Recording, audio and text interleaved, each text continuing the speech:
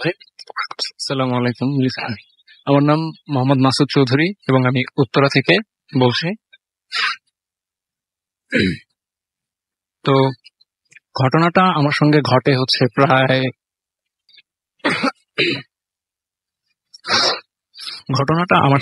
১ বছর আগে ঘটে। তো ঘটনার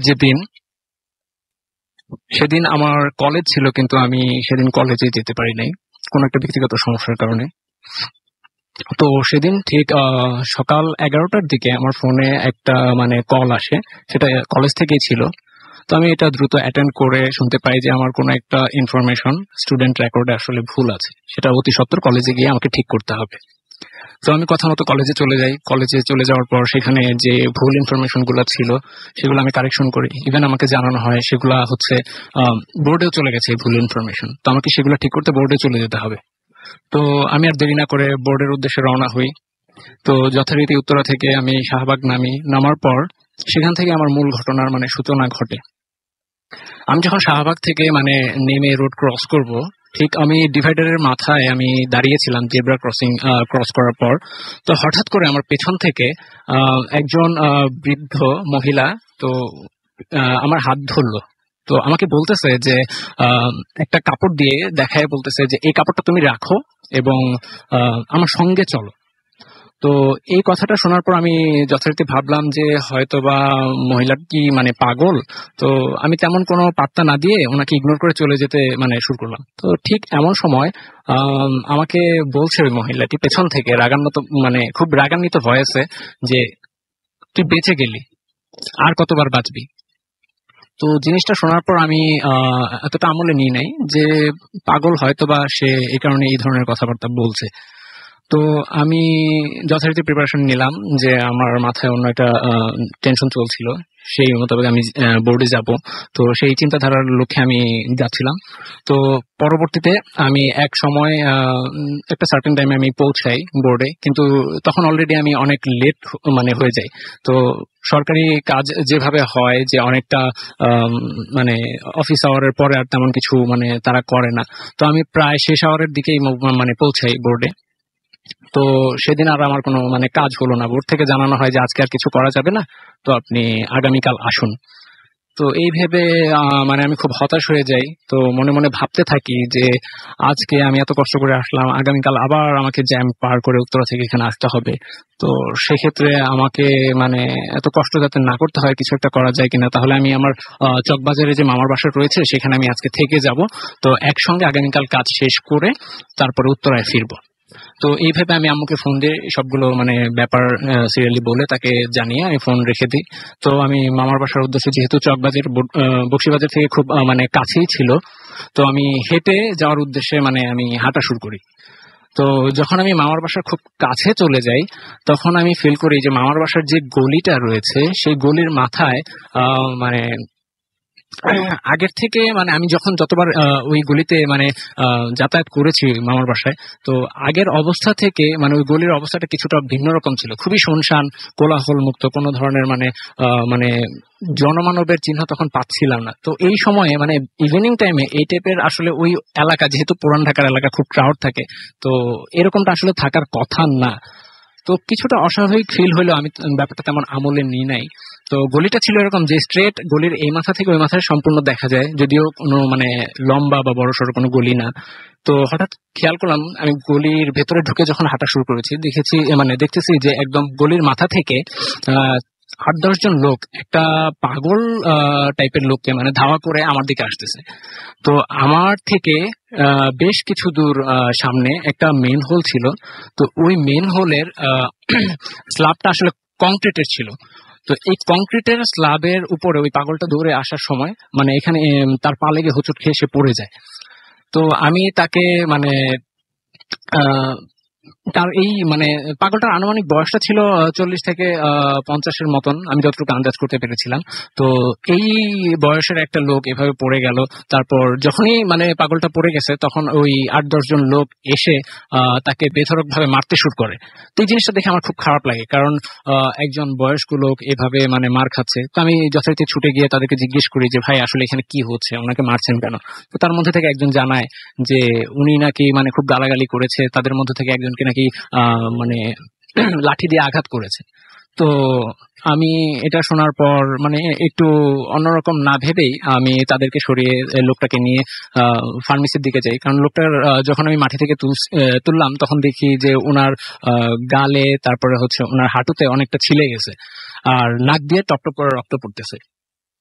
তো তখন আমি আশেপাশে মানে একটা ফার্মেসি অনেক কষ্টে অনেক সময় পর খুঁজে বের করি। তো ওখানে নিয়ে যাওয়ার পর দেখলাম যে ফার্মেসির লোক ওনার প্রতি মানে খুব বেশি সিনসিয়ার। মানে উনি জানতো আমরা যাব সেখানে। ইভেন উনি ওই ফার্মেসির যে লোকটা আছে ওনাকে মানে ট্রিটমেন্ট করছিল, মানে যেখানে যেখানে ছিলে গেছে কেটে গেছে সেখানে সেখানে মানে খুব মানে অ্যাক্টিভ ভাবে সে মানে তার টেক কেয়ার করছিল। তো একটা জিনিস লক্ষ্য করলাম যে ফার্মেসির লোকটা কোনো ধরনের কোনো কথা বলছে না, যা কিছু করার সে নিজের ইচ্ছাতেই করছে। ইভেন যখন উনি ওই পাগলটাকে ট্রিটমেন্ট করার এক শেষ পর্যায়ে পৌঁছালো তখন আমি তাকে টাকা দেওয়ার জন্য মানে যখন প্রিপারেশন নিচ্ছি তখন ওই ফার্মেসির লোকটা আমাকে বলতেছে যে আপনাকে টাকা দিতে হবে না, মানে জাস্ট এটা ইশারায় সম্পূর্ণ, কোনো ধরনের কথা ছাড়া জাস্ট আমাকে হাতের ইশারায় না করে দিল যে টাকা লাগবে না। তো এই জিনিসটা আমার কাছে একটু মানে অন্যরকম লাগে, অ্যাবনর্মাল লাগে। তো তারপর আমি এটা এতটা আমলে নিই নাই। না নেওয়ার কারণে পরবর্তীতে আমি ওই পাগলের সঙ্গে মানে ওই যে যে লোকটাকে আমি ফার্মেসিতে নিয়ে আসলাম তার সঙ্গে আমি যখন কথা বলছি, তো এক পর্যায়ে পাগলটা মানে আমাকে বলতেছে যে মানে আমার এই ইতস্তবোধ দেখে সে আমাকে বলতেছে যে বাবা ইতস্তত বোধ দেখে সে বলতেছে বাবা শান্ত হও। ইভেন সে তার এই খারাপ অবস্থা থেকে আমি তাকে কিছু টাকা মানে অফার করি, আমার পকেট থেকে কিছু টাকা বের করে তাকে আমি দিই, দেওয়ার পরে সে এই টাকাটা নেয়। তো আমি যখন টাকাটা দিই এবং ইভেন ওনাকে বলি যে আপনি এই টাকাটা দিয়ে কিছু খেয়ে নিয়েন, তো উনি ওই টাকাটা সম্পূর্ণ মানে ইচ্ছা সহিত রাখে, ডিনাই করেনি। তো আমি যখন চলে আসবো ওনার কাছ থেকে, তো ঠিক যখন টার্ন ব্যাক করবো ওনার কাছ থেকে তখন পাগলটা আমাকে বলতেছে যে দাঁড়াও। তো উনি এটা বলে আমাকে হাতে একটা ছোট কালো কাগজ এবং একটা সুতা, সবুজ রঙের একটা সুতা আমার হাতে দিয়ে বলে যে এটা রেখে দাও, তোমার পরবর্তীতে কাজে আসবে। তো আমি নিব কি নিব না সেই দ্বিধাদ্বন্দ্বে পড়ে এক সময় মানে মনের অজান্তে ওটা আমি অ্যাকসেপ্ট করে ফেলি। তো আমি ওটা নিয়ে চলে আসি। দেন পেছন থেকে কয়েক কদম আসার পর পেছন থেকে পাগলটা আমাকে বলতেছে যে তুমি তোমার সামনে বিপদ, তুমি চিন্তা করো না, কিন্তু তুমি এই বিপদগুলো কাটিয়ে উঠতে পারবে। জাস্ট এটা আমি শুনে আর তেমন কিছু প্রত্যুত্তর না বলে চুপচাপ মামার বাসায় চলে আসি। মামার বাসায় চলে আসার পর সেদিন রাত্রে আমার তেমন কোনো মানে ঘুম হচ্ছিল না, খুব অস্থিরতা ফিল করতেছিলাম। এই অস্থিরতার কারণে আসলে আমি মানে আমার নিজের শারীরিক অবস্থা আরো বেশি মানে অবনতি হয়। তো এক পর্যায়ে রাতে পাশ পরিবর্তন করতে করতে করতে করতে কখন ঘুমিয়েছি বলতে পারি না। রাত্রে মানে খুব গভীর রাত্রে আমার ঘুমটা ভাঙে। তো ঘুমটা ভাঙার পর আমি বুঝতে পারি যে আমার খুব মাথা ব্যথা হচ্ছে হঠাৎ করে। তো সেই মাথা ব্যথার কারণ আমি বুঝতে পারতেছিলাম না, হঠাৎ করে ঘুম ভাঙার কারণও ঠিক সঠিকভাবে বুঝতে পারতেছিলাম না। তো আমি প্রিপারেশন নেই ওয়াশরুমে যাওয়ার জন্য। তো ওয়াশরুমে যাওয়ার পর সেখান থেকে আমার সঙ্গে মানে সবচেয়ে বড় মানে অদ্ভুত ঘটনার সূচনা তখন থেকে ঘটতে শুরু করে। তো ওয়াশরুমে আমি বেসিনে যাওয়ার পর আমি চোখে মুখে পানি দিচ্ছি। পানি দেওয়ার পর ফিল করছি যে আমি জাস্ট অ্যাঙ্গেল হয়ে নুয়ে চোখে মুখে পানি দিচ্ছি, কিন্তু এই ওয়াশরুমের বেসিনের সামনের যে আয়নাটায় আমার যেরকম প্রতিবিম্ব বা প্রতিকৃতি থাকার কথা সেরকমটা নেই। আমি ফলো করতেছি যে আমার প্রতিকৃতি জাস্ট স্ট্রেট হয়ে সেখানে দাঁড়িয়ে আছে, অথচ আমি কার্ভ হয়ে আমার চোখে নাকে মুখে আমি পানি দিচ্ছি। তো আমি সাহস করে তাকালাম, তাকানোর পর দেখতেছি যে হ্যাঁ আমি যা ভাবছি তাই। ইভেন আমি মনের অজান্তে ওই আয়নার দিকে হাত বাড়াই। হাত বাড়ানোর পর যেটা ফিল করলাম যে আমার হাত আটকানোর কথা ছিল জাস্ট ওই আয়নাটার পৃষ্ঠে, কিন্তু আয়নার পৃষ্ঠে না আটকিয়ে সরাসরি ওই অবয়বটার হাতের সঙ্গে আমার হাতের টাচ লাগে এবং আমি একটা ফোর্স অনুভব করি যে ওই হাতটা আমাকে ভেতর দিকে টেনে নেওয়ার চেষ্টা করতে। তো আমি কি করবো তখন বুঝতে পারতেছিলাম না। আমি সজোরে অ্যান্টি ফোর্স মানে একটা পেছন দিকে আমি বল প্রয়োগ করে ওখান থেকে মুক্ত হওয়ার চেষ্টা করতেছিলাম। তো তখন ওই প্রতিক্রিয়াটা আরো সক্রিয় হয়, আরো জোরে আমাকে ওটার ভেতরে টেনে নেওয়ার জন্য চেষ্টা করে। তো আমি এক্সাক্ট কি করব, চিৎকার দিব না কি করব, আমি সেই জিনিসটা বুঝতে পারতেছিলাম না। তো হঠাৎ এক পর্যায়ে এরকম টানাটানির শেষ হওয়ার মানে কিছুক্ষণ পর আমি দেখতেছি যে না, আমার সেন্স হারাচ্ছি। আমি কিছু বুঝতে পারতেছি না, আমার চোখ একদম মানে অন্ধকার এবং ঘোলাটে হয়ে যাচ্ছে। তো এক পর্যায়ে আমি সেন্স হারায় ফেললাম, আমার তখন আর কিছু মনে নেই। কিন্তু যখন জ্ঞান ফিরলো, তখনও আরেক ধাপ আমার অবাক করা ঘটনা আমার সঙ্গে ঘটলো। আমি দেখলাম যে আমি আমার উত্তরার একটা এরিয়াতে, ওই আমার বাসা থেকে প্রায় কয়েক কিলোমিটার দূরে একটা মসজিদের সামনে আমি পড়ে আছি। তো মসজিদটার সামনে শুধুমাত্র 3টা লাইট জ্বলছে, আশেপাশে সমগ্র পরিবেশটা অন্ধকার, এবং এই অন্ধকার পরিবেশে আমি চারদিকে কিছু দেখতে পাচ্ছি না, জাস্ট মসজিদের আলো ছাড়া।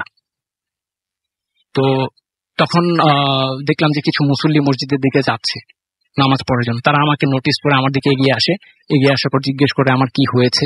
তো আমি কোনো প্রশ্নের উত্তর দিতে পারি না, তারা ইমাম সাহেবকে ডেকে নিয়ে আসে। তো ইমাম সাহেব আমাকে এসে তেমন কোনো কিছু জিজ্ঞেস করেনি, জাস্ট তারা বলল যে আপনার বাসা কোথায়। তো আমি তাকে কোন রকম বাসার ঠিকানা বলে জাস্ট এটুকু বললাম যে আমাকে কোন রকম ভাবে বাসায় পৌঁছে দেওয়ার ব্যবস্থা করে। তো তারা বললো এখন ফজরের নামাজের সময় নামাজটা শেষ হোক, কিছুক্ষণ অপেক্ষা করেন মসজিদের বারান্দায়, তারপর আপনাকে বাসায় পৌঁছে দেওয়া হবে। তারা যথারীতি আমাকে বাসায় পৌঁছে দেয়। পৌঁছে দেওয়ার পর বাসার সবাই আমাকে দেখে হাও মাও কান্নাকাটি শুরু করে যে বাবা তুমি এতদিন মানে কই ছিলা, তোমার 2 দিন ধরে কোনো খোঁজ খবর নাই। তো যখন আমি শুনলাম বাসার সবার কাছ থেকে আমি 2 দিন ধরে বাসায় মিসিং, তখন আরো একটা ধাক্কা আমার উপর পড়ে। তো আমি তেমন কিছু বাসায় না বলে জাস্ট আমি বললাম যে জাস্ট আমাকে একটু রেস্টের জন্য টাইম দাও, আমি সবকিছু ধীরে ধীরে বলবো। তো এর মধ্যে আম্মু যথারীতি আমাকে বলার চেষ্টা করে যে তোমাকে আমি কত জায়গায় খুঁজেছি, 2 দিন ধরে তোমাকে পাইনি, প্রত্যেকটা রিলেটিভের বাসায় খুঁজেছি, বিভিন্ন জায়গায় গিয়ে তোমাকে খুঁজেছি, বিভিন্ন মানুষের কাছে ফোন দিয়ে খুঁজেছি, কারো কাছে তোমার কোনো মানে পাত্তা পাইনি। তো অবশেষে ধৈর্য হারা হয়ে আল্লাহর কাছে প্রার্থনা করা ছাড়া আর কিছু উপায় ছিল না। তারপর আমি তার ঠিক একদিন পর আমি ওই ভেরিফিকেশনের জন্য যাই, কারণ আমার মনে চলছিল যে আমি যেখানে যেখানে গিয়েছি, তো সেখানে মধ্যে আমি যদি এখন আম্মুকে বলি জিনিসটা কতটা বিশ্বাসযোগ্য হবে সেটা জানি না। তো তার আগে আমার একটু ভেরিফিকেশন দরকার যে আমি আদৌ ওখানে ছিলাম কি ছিলাম না, গিয়েছিলাম কি যাইনি, সেটার জন্য আমার ভেরিফিকেশন দরকার। পুরোটা আপনার মনের ভুল কিনা? জি জি। তো পরবর্তীতে আমি সেই পুরান ঢাকায় আবার গেলাম, যে প্রথমত আমি ফার্মেসিটাকে খোঁজার চেষ্টা করি। কিন্তু অবাক করার বিষয় রাসেল ভাই, যে আমি ওখানে ফার্মেসির কোনো অস্তিত্বই সেখানে পাইনি। কারণ আমি যেভাবে ওই ফার্মেসিতে গিয়েছিলাম, কিন্তু সেভাবেই আমি আবার পুনরায় সেখানে খোঁজার চেষ্টা করি, কিন্তু কোন রকম ভাবে ওখানে ফার্মেসির কোনো অস্তিত্ব নেই, আশেপাশে ওই ধরনের কোনো দোকানপাটই ছিল না। তো পরবর্তীতে বোর্ডে যাই, বোর্ডে গিয়ে যাদের সঙ্গে আমি আমার মানে ইতিপূর্বে মানে কথা হয়েছিল, তো আমি তাদের সঙ্গে আবার যাই কথা বলি, তারা আমাকে বলে ইতিপূর্বে তারা আমাকে কখনো দেখেই নেই। তো অবাক করার শেষ সীমা হয়তো তখনও বাকি ছিল যে আমি আবার উত্তরায় ফিরে আসি। ফিরে এসে আমি আমার কলেজে যোগাযোগ করি যে আমি সেখানে কি আদৌ সেদিন এসেছিলাম কিনা। কলেজ থেকে আমাকে এনশিওর করা হয় যে হ্যাঁ, যে তুমি এসেছিলে, তোমাকে আমরা যেভাবে বলেছি, তারপর তোমরা চলে গেলে, এভাবে আমাকে মানে জানানো হলো। তো আমি তখন বুঝতে পারতেছিলাম না যে আমার সঙ্গে সেদিন কি ঘটেছে, আমি এই 2 দিন কোথায় ছিলাম, কিন্তু আমার হিসেব মতে তো আমার এখানে একদিন হওয়ার কথা। তো পরবর্তীতে আমি বাসায় আসি, বাসায় এসে আমার ওই পাগলের দেয়া মানে একটা সুতোর কথা মনে পড়ে, ওই যেটা আমাকে দিয়েছিল সুতোটা আর ওই কাগজটা। তো আমি বাসায় এসে ওটা আবার চেক করি, চেক করার পর দেখি যে হ্যাঁ, ওটা যেভাবে আমি রেখেছিলাম সেটা ঠিক ওইভাবেই ওই পকেটের মধ্যে আমি খুঁজে পাই। তো পরবর্তীতে এই সমগ্র বিষয় আমি আম্মুকে জানাই। জানানোর পর আম্মু আমাকে বলে যে তোমার উপর কেউ ব্ল্যাক ম্যাজিকও করতে পারে, সেই হিসেবে চলো তোমাকে কোনো একটা মানে হুজুরের কাছে নিয়ে যাই, আর তুমি কি না কি দেখেছো, কি না কি করেছো, এটা সম্পূর্ণ তুমি ভালো জানো, তারপরেও মানে সেফটির জন্য তোমাকে একটা হুজুরের কাছে নিয়ে যাওয়া উচিত। তো আমিও যেহেতু ব্ল্যাক ম্যাজিকে বিশ্বাসী এবং এটা খুব মানে ভয় পাই, সেক্ষেত্রে আমি আম্মুর সঙ্গে চলে গেলাম এক হুজুরের কাছে। তো হুজুর আমাকে বললো যে তোমাকে কোনো ব্ল্যাক ম্যাজিক করা হয় নাই, তোমার একটা মানে খুব খারাপ একটা আত্মা বা কোনো একটা জিন বা কিছুর একটা মানে নজর পড়েছে তোমার উপর, যার জন্য তোমার সঙ্গে এই ঘটনাগুলো ঘটছে। তো সে আমাকে যথারীতি একটা তাবিজ দেওয়ার জন্য মানে তাবিজ, তারপর হচ্ছে কিছু সূরা, কিছু মানে ইবাদত আমাকে করতে বললো, রিচুয়ালে যা যা করা লাগে সে আমাকে বললো। আমি তার কথা মতোই কয়েকদিন এভাবে চলতে থাকলাম। তো বেশ কিছুদিন যাবত এভাবে যাওয়ার পর আমার সঙ্গে আর তেমন কিছু ঘটে নাই। তো এর ঠিক মাসখানেক পর আমি একটা কাজে শেরপুর যাই, খুব গুরুত্বপূর্ণ কাজে আমাকে যেতে হয়েছিল। তো আমি প্ল্যান করেছি দিন গিয়ে দিন চলে আসবো। তো আমি ওখানের কাজ শেষ করে তারপরে আবার ঢাকায় ব্যাক করি। তো এই ব্যাক করার সময় আমার সঙ্গে আবার অদ্ভুত ঘটনা ঘটে, যেটা হচ্ছে আমি শেরপুর থেকে খুব মানে সন্ধ্যায় রওনা দিয়েছিলাম। রওনা দেওয়ার পর এক সময় আমি যখন রাস্তার মধ্যে যখন আমি ময়মনসিংহ পার হওয়ার পর ভালুকা নামক একটা জায়গায় বাসটা মানে একটু মানে অন্যরকম, মানে বাসে বিভিন্ন ধরনের অ্যাবনর্মাল ঘটনা শুরু হয়। যেমন হচ্ছে খুব রানিং অবস্থায় থেকে মানে বাসের ইঞ্জিনের স্টার্ট বন্ধ হয়ে যাওয়া, তারপর ফাইনালি এরকম করতে করতে বাস টোটালি মানে নষ্টই হয়ে যায়, ওটা আর মানে যাবে না এক সময় জানায়। তো পরবর্তীতে বাসের কন্ট্রাক্টর আমাকে বলে যে আপনারা যারা যারা যাত্রী আছেন তো সবাই এখানে নেমে যান, বাকি টাকা নিয়ে আপনারা মানে অন্য বাসে ওঠার চেষ্টা করুন, বাস তো আর এখন মানে যাবে না, যেহেতু বিকল হয়ে গেছে, আপনারা নিজেদের মতন চেষ্টা করে যান। তো আমি যথারীতি আর কথা না বলে বাস থেকে নেমে হাঁটা শুরু করি। তো তখন দেখি আনুমানিক ঘড়িতে 8টা থেকে 8:30টার মতন সময় হবে। তো আশেপাশের পরিবেশটা ছিল খুবই শুনশান, কারণ শুধুমাত্র হাইওয়েতে বড় বড় বড় বাস এবং ট্রাক ছাড়া আর কোনো গাড়ি ছিল না। আশেপাশের পরিবেশটাও খুবই নীরব ছিল, কোনো ধরনের দোকানপাট আর কোনো কিছু মানে জনমানব আমি কাউকে দেখতে পাচ্ছিলাম না। তো আমি আমার হাইওয়ের সাইড দিয়ে আমি ফুটপাথ ধরে হাঁটা শুরু করলাম সামনের বাজারের উদ্দেশ্যে, যে ওখান থেকে গিয়ে কোনো এক গাড়িতে উঠে তারপর ঢাকার উদ্দেশ্যে যাব। কিন্তু আলটিমেটলি এইভাবে আমি হাঁটতে হাঁটতে হাঁটতে হাঁটতে একসময় নোটিস করতেছি যে বেশ আমি অনেকক্ষণ যাবৎ হাঁটছি, কিন্তু আমি কোনো মানে জনমানবের দেখা এখনো পাইনি। কিন্তু আমার সাথে যে যাত্রীরা আসার কথা ছিল তাদেরকে আমি পেছনে দেখতে পাচ্ছি না। তো এক সময় আমি ফিল করলাম যে আমি এখন আর ফুটপাতে নেই, আমি হাইওয়ে বরাবর হাঁটতেছি। ইভেন আমার চতুর্দিকের পরিবেশটা ঘুটঘুটে মানে কালো অন্ধকার হয়ে গেল। তো আমি তখন কি করব না করব বুঝতেছি না, যে আমি তো ফুটপাত ধরে হাঁটছিলাম আর পরিবেশটাও তো এতটা শান্ত মানে কখনোই ছিল না। তো যখন আমি মানে নিজেকে আবিষ্কার করলাম হাইওয়ের মাঝখানে, তখন দেখতেছি পেছন থেকে বিশাল একটা আলোর উৎস আসতেছে আমার দিকে, মানে আমার শ্যাডোটা ধীরে ধীরে আমার সামনের দিকে লম্বা হচ্ছে। তো আমি যখন টার্ন ব্যাক করে পিছনে তাকালাম, তখন দেখতে পাচ্ছি যে বিশাল একটা আলোর অংশ, মানে সূর্যের একটা খণ্ডিত অংশ বলা যায়, যে এত পরিমাণে আলো, চোখ জাস্ট ফ্ল্যাশ হওয়ার মতন। তো আমি সেদিকে বিস্মিত হয়ে তাকায় আছি। তারপর দেখতেছি যে ওই আলোর উৎস থেকে হাজার হাজার মানে ঘোড়ার গাড়ি আসতেছে, এবং এই প্রত্যেকটা ঘোড়ার গাড়ি সম্পূর্ণ প্রকার মানে সোনালী বর্ণের। ঘোড়া থেকে গাড়ি শুরু করে সবগুলা মানে সোনালী বর্ণের। ইভেন ওই গাড়ির উপরে একটা করে মানে হিংস্র পশু, যেগুলো খুবই দেখতে কুৎসিত আকৃতির, আমরা বিভিন্ন হলিউড সিনেমায় দেখে থাকি। তো এই ধরনের কুৎসিত এক একটা পশু এক একটা গাড়ির উপর মানে বসে। তো আমি এই জিনিসগুলো দেখে কি করবো বুঝতেছি না, তবে কিছুটা শঙ্কিত হই, কিন্তু কৌতূহল জিনিসটাই তখন আমার বেশি ছিল। আমি এতটা ভয়ও পাই নাই, কিন্তু আমার মধ্যে মানে শঙ্কাটা খুব বেশি ছিল, যে এই ভেবে যে এটা কি হচ্ছে আমার সঙ্গে। তো পরবর্তীতে আমি জাস্ট মানে বিমুগ্ধ মানে চোখে দেখতেছি, স্পেল বাউন্ড হয়ে ওইদিকে তাকায় আছি। হঠাৎ একটা ঝোড়ো হাওয়া অনুভব করলাম, যে বাম পাশ থেকে আমার ডান সাইডে একটা স্প্ল্যাশড ঝোড়ো হাওয়া মানে বয়ে গেল। এত জোরে মানে আমার সাথে এই জিনিসটা হইলো যে মনে হচ্ছে যে আমাকে উড়ায় নিয়ে যাবে। কিন্তু আমি স্টিল দাঁড়ায় থাকলাম। আমার সামনের যে ঘোড়ার গাড়ি এবং আলোর উৎস যেটা ছিল, একদম এক নিমিষ ওই বাতাসের সঙ্গে ক্লিন হয়ে গেল। তো আমি আশেপাশের পরিবেশটা একটু অবজার্ভ করার চেষ্টা করলাম। তখন দেখলাম যে আমার চোখের ওই আলোর ঝলকানির কারণে যে হ্যালোসিনেশনটা ছিল, যে চোখের মধ্যে একটা সাদা অবয়ব দেখা বা ওই প্যাটার্নটাকে ভেসে ওঠা, সেটা এখনো হচ্ছে। নিজেকে অনেকটা কন্ট্রোল করার চেষ্টা করলাম। কন্ট্রোল করার পর আমি দেখতে পারলাম যে ঠিক আমার সামনে অন্ধকারের মাঝখানে একটা লোক বসা।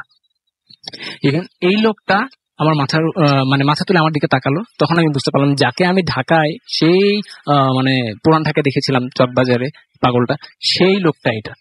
ইভেন সে সঙ্গে সঙ্গে আমি কিছু বলার আগেই সে উঠে আমার হাত ধরে বলতেছে যে তোমাকে না বলেছিলাম যে এই জিনিসটা সঙ্গে রাখতে, তুমি রাখোনি, টেনশন করো না, আর কোনো ভয় নেই, তুমি এখন সম্পূর্ণ বিপদ মুক্ত।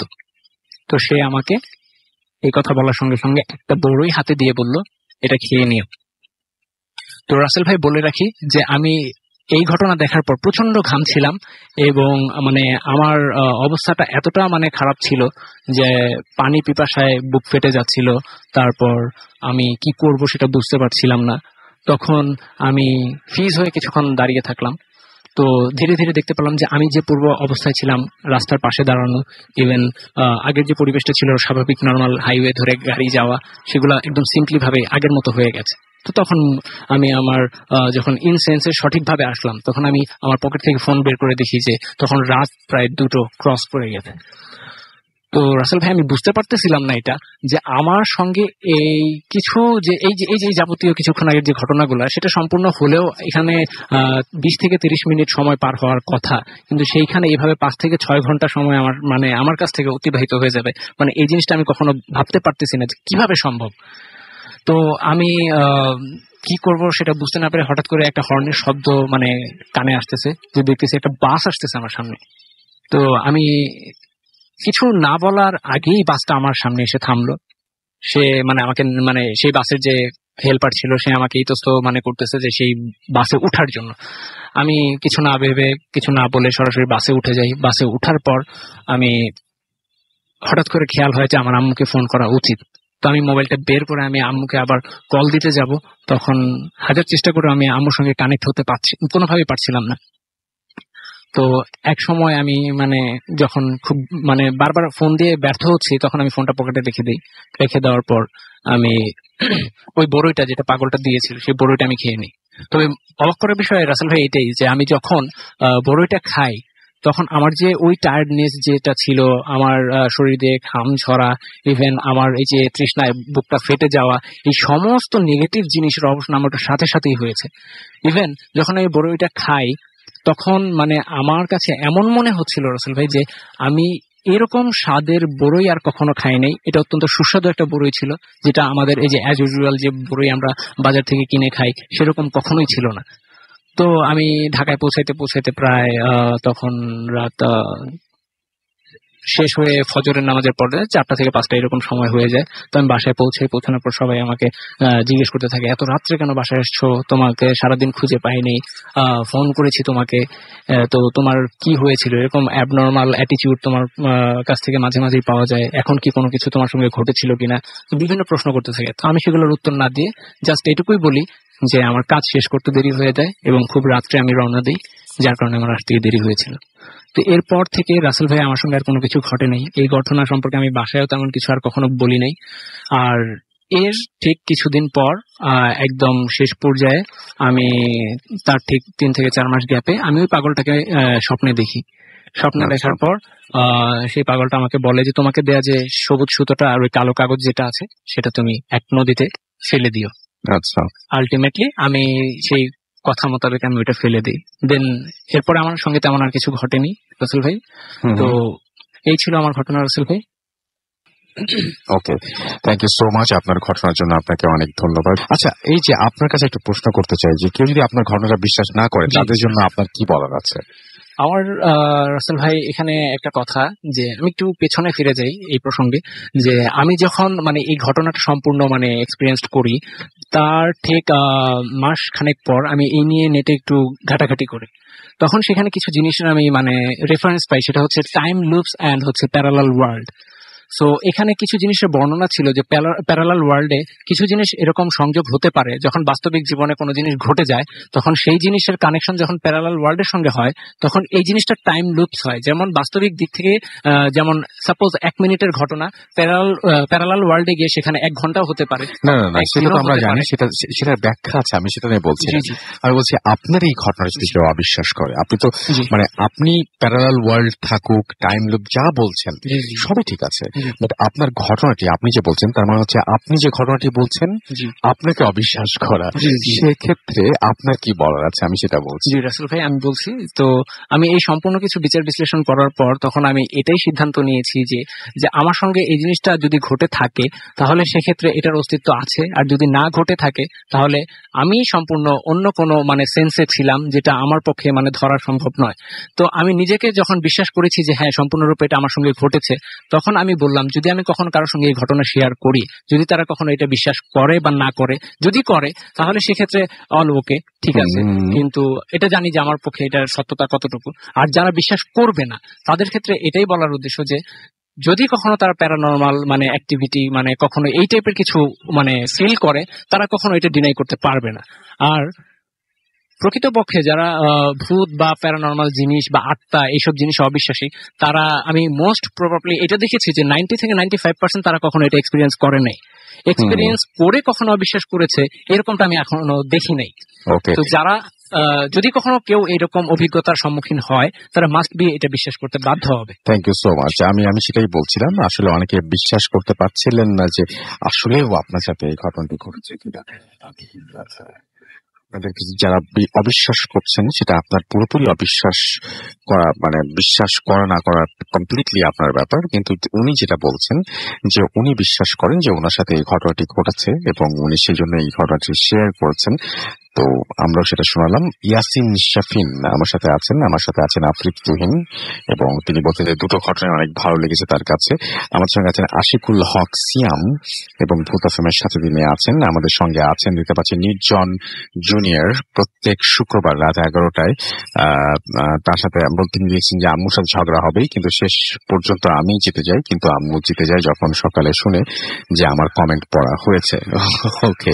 নুসরাত মালা, এইচএসসি এক্সাম চলছে কালকে, ইসলামিক স্টাডিজ এক্সাম, তাও ভূত এফএম শুনবো। আমার মনে হয় যে আপনার এখন পড়াশোনায় বেশি মনোযোগী হওয়া উচিত এবং এখন ঘুমিয়ে পড়া উচিত। রাজু আমাদের সঙ্গে আছেন দেখতে পাচ্ছি এমডি হুমায়ুন, এবং তার কাছে বেশ ভয় লাগছে। আমাদের সঙ্গে আছেন আবির রহমান রানা, শুনছেন কুষ্টিয়া পেয়ারাতলা থেকে। আমাদের সঙ্গে আছেন শুভ ভাই, কেমন আছেন? আমি সবসময় ভালো থাকি, সবসময় ভালোর দলে। এসকে আরাফাত বিন হুসাইন আমার সঙ্গে আছেন, নওগাঁ থেকে শুনছেন তিনি। আমাদের সঙ্গে আছেন আবেগী মুন, এছাড়া আমাদের সঙ্গে আছেন দেখতে পাচ্ছি সালেহিন কাজী, আবির রহমান রানা আমাদের সঙ্গে আছেন আরবি রাকিবুল ইসলাম, আমাদের সঙ্গে আছেন আরো অনেকেই। আপনি যদি থাকতে চান তাহলে চলে আসতে পারেন আমাদের সঙ্গে, এবং আমাদের যে পেজটা আছে রয়েছে www.facebook.com/bhutfm.russell, এখানে এসে আমাদের পোস্টের নিচে কমেন্ট করতে পারেন, লাইক দিতে পারেন, শেয়ার করতে পারেন আমাদের পোস্টটা। এছাড়া আমাদের আরো একটা পোস্ট রয়েছে ভূত এফএমের রেডিও ফিফটির পেজে, এবং সেখানে আপনি ভিজিট করতে পারেন www.facebook.com/radio.furti, সেখানে এসে আপনি লাইক, কমেন্ট এবং শেয়ার করতে পারেন আমাদের আজকের যে পোস্টটি রয়েছে সেটি। তো আমি চলে যাবো একটা ছোট্ট বিরতির পরে আবারও ফিরে আসছি। আমার সঙ্গে থাকবেন, stay tuned to radio fifty FM and ভূত ফুর্তি। ভূত এফএম tonight.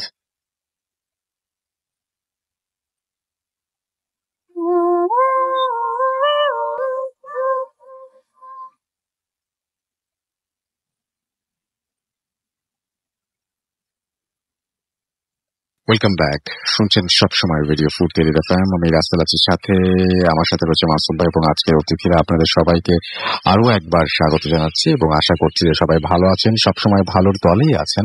এবং আমরা এতক্ষণ আমাদের প্রথম অতিথির ঘটনা শুনলাম। এবার আমাদের দ্বিতীয় অতিথির ঘটনায় যাওয়ার আগে একটা ইমেইল পড়ে আসবো, এবং সেই ইমেইলটিও আশা করছি আপনাদের ভালো লাগবে। তার আগে জানিয়ে দিই, যদি আমাদেরকে আপনি মেসেজ করতে চান তাহলে আমাদের দুটো পেজ রয়েছে, www.facebook.com/radio.furti and www.facebook.com/bhutfm.russell। ইমেইল পাঠাতে চাইলে আমাদের ইমেইল অ্যাড্রেস হচ্ছে bhutfm@radiofurti.fm। তো যাই হোক, আমি এখন যে ঘটনাটি যাব সেটি আমাদের একজন লিসেনার আমাকে পাঠিয়েছেন এবং সেই ঘটনাটি আমি পড়ছি। আসসালামু আলাইকুম রাসেল ভাই, আশা করি ভালো আছেন। আমি সারওয়ার হোসেন শাহিন, মোবাইল নাম্বার তারপর দিয়েছেন। তিনি একটি বেসরকারি প্রতিষ্ঠানে আছেন এবং তিনি বলছেন যে তিনি একটা মানে আমাদের অফিসের আশেপাশেই তার অফিস, সেটা তিনি জানিয়েছেন। এবং তিনি বলেছেন যে স্টুডিওতে এসে তার ঘটনা বলা সম্ভব নয়। তিনি ভূত এফএমের একজন নিয়মিত শ্রোতা এবং তার বাড়ি লালমনিরহাট জেলা সদরের কোনো এক এলাকায়। কোনো এক কারণে এলাকার নাম তার কাছে গোপন রাখতে। এবার আসি মূল ঘটনায়। ঘটনা 1995-96 সালে। তখন আমি ক্লাস 6 কি 7 পড়ি। আমাদের বাড়ি অদূরেই একটা বাড়ি ছিল লোকমান ভাইদের। লোকমান ভাই, ওনার স্ত্রী আর ছোট ভাই লিয়াকতকে নিয়েছিল ওনাদের পরিবার। লোকমান ভাই বিয়ে করার 7-8 বছর হয়ে গেলেও ওনাদের কোনো সন্তানাদি হচ্ছিল না।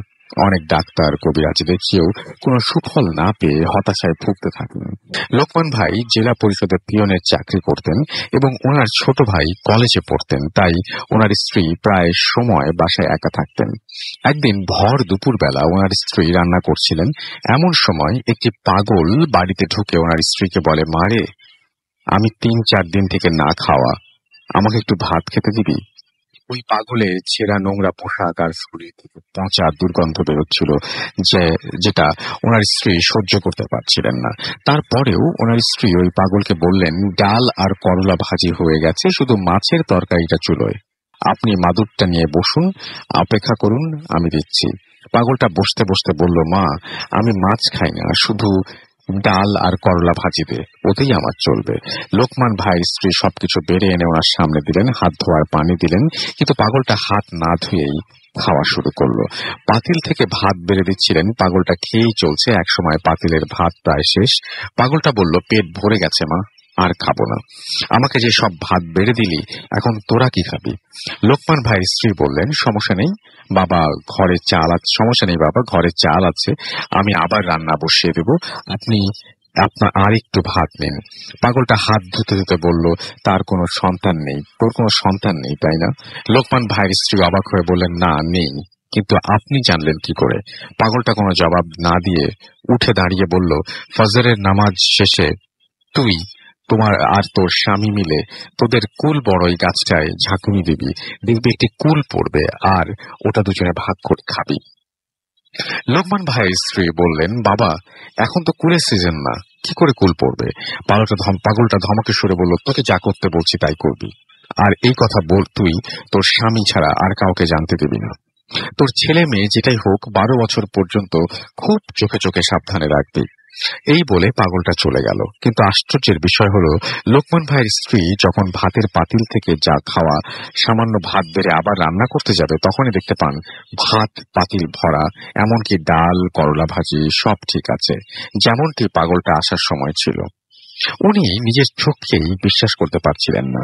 যাই হোক, রাতে তার স্বামীকে সব খুলে বলেন। লোকমান ভাই হেসে উড়িয়ে দিয়ে বললেন, তুমি স্বপ্ন দেখেছ হয়তো। ওনারা দুজনেই ছিলেন 5 ওয়াক্ত নামাজি।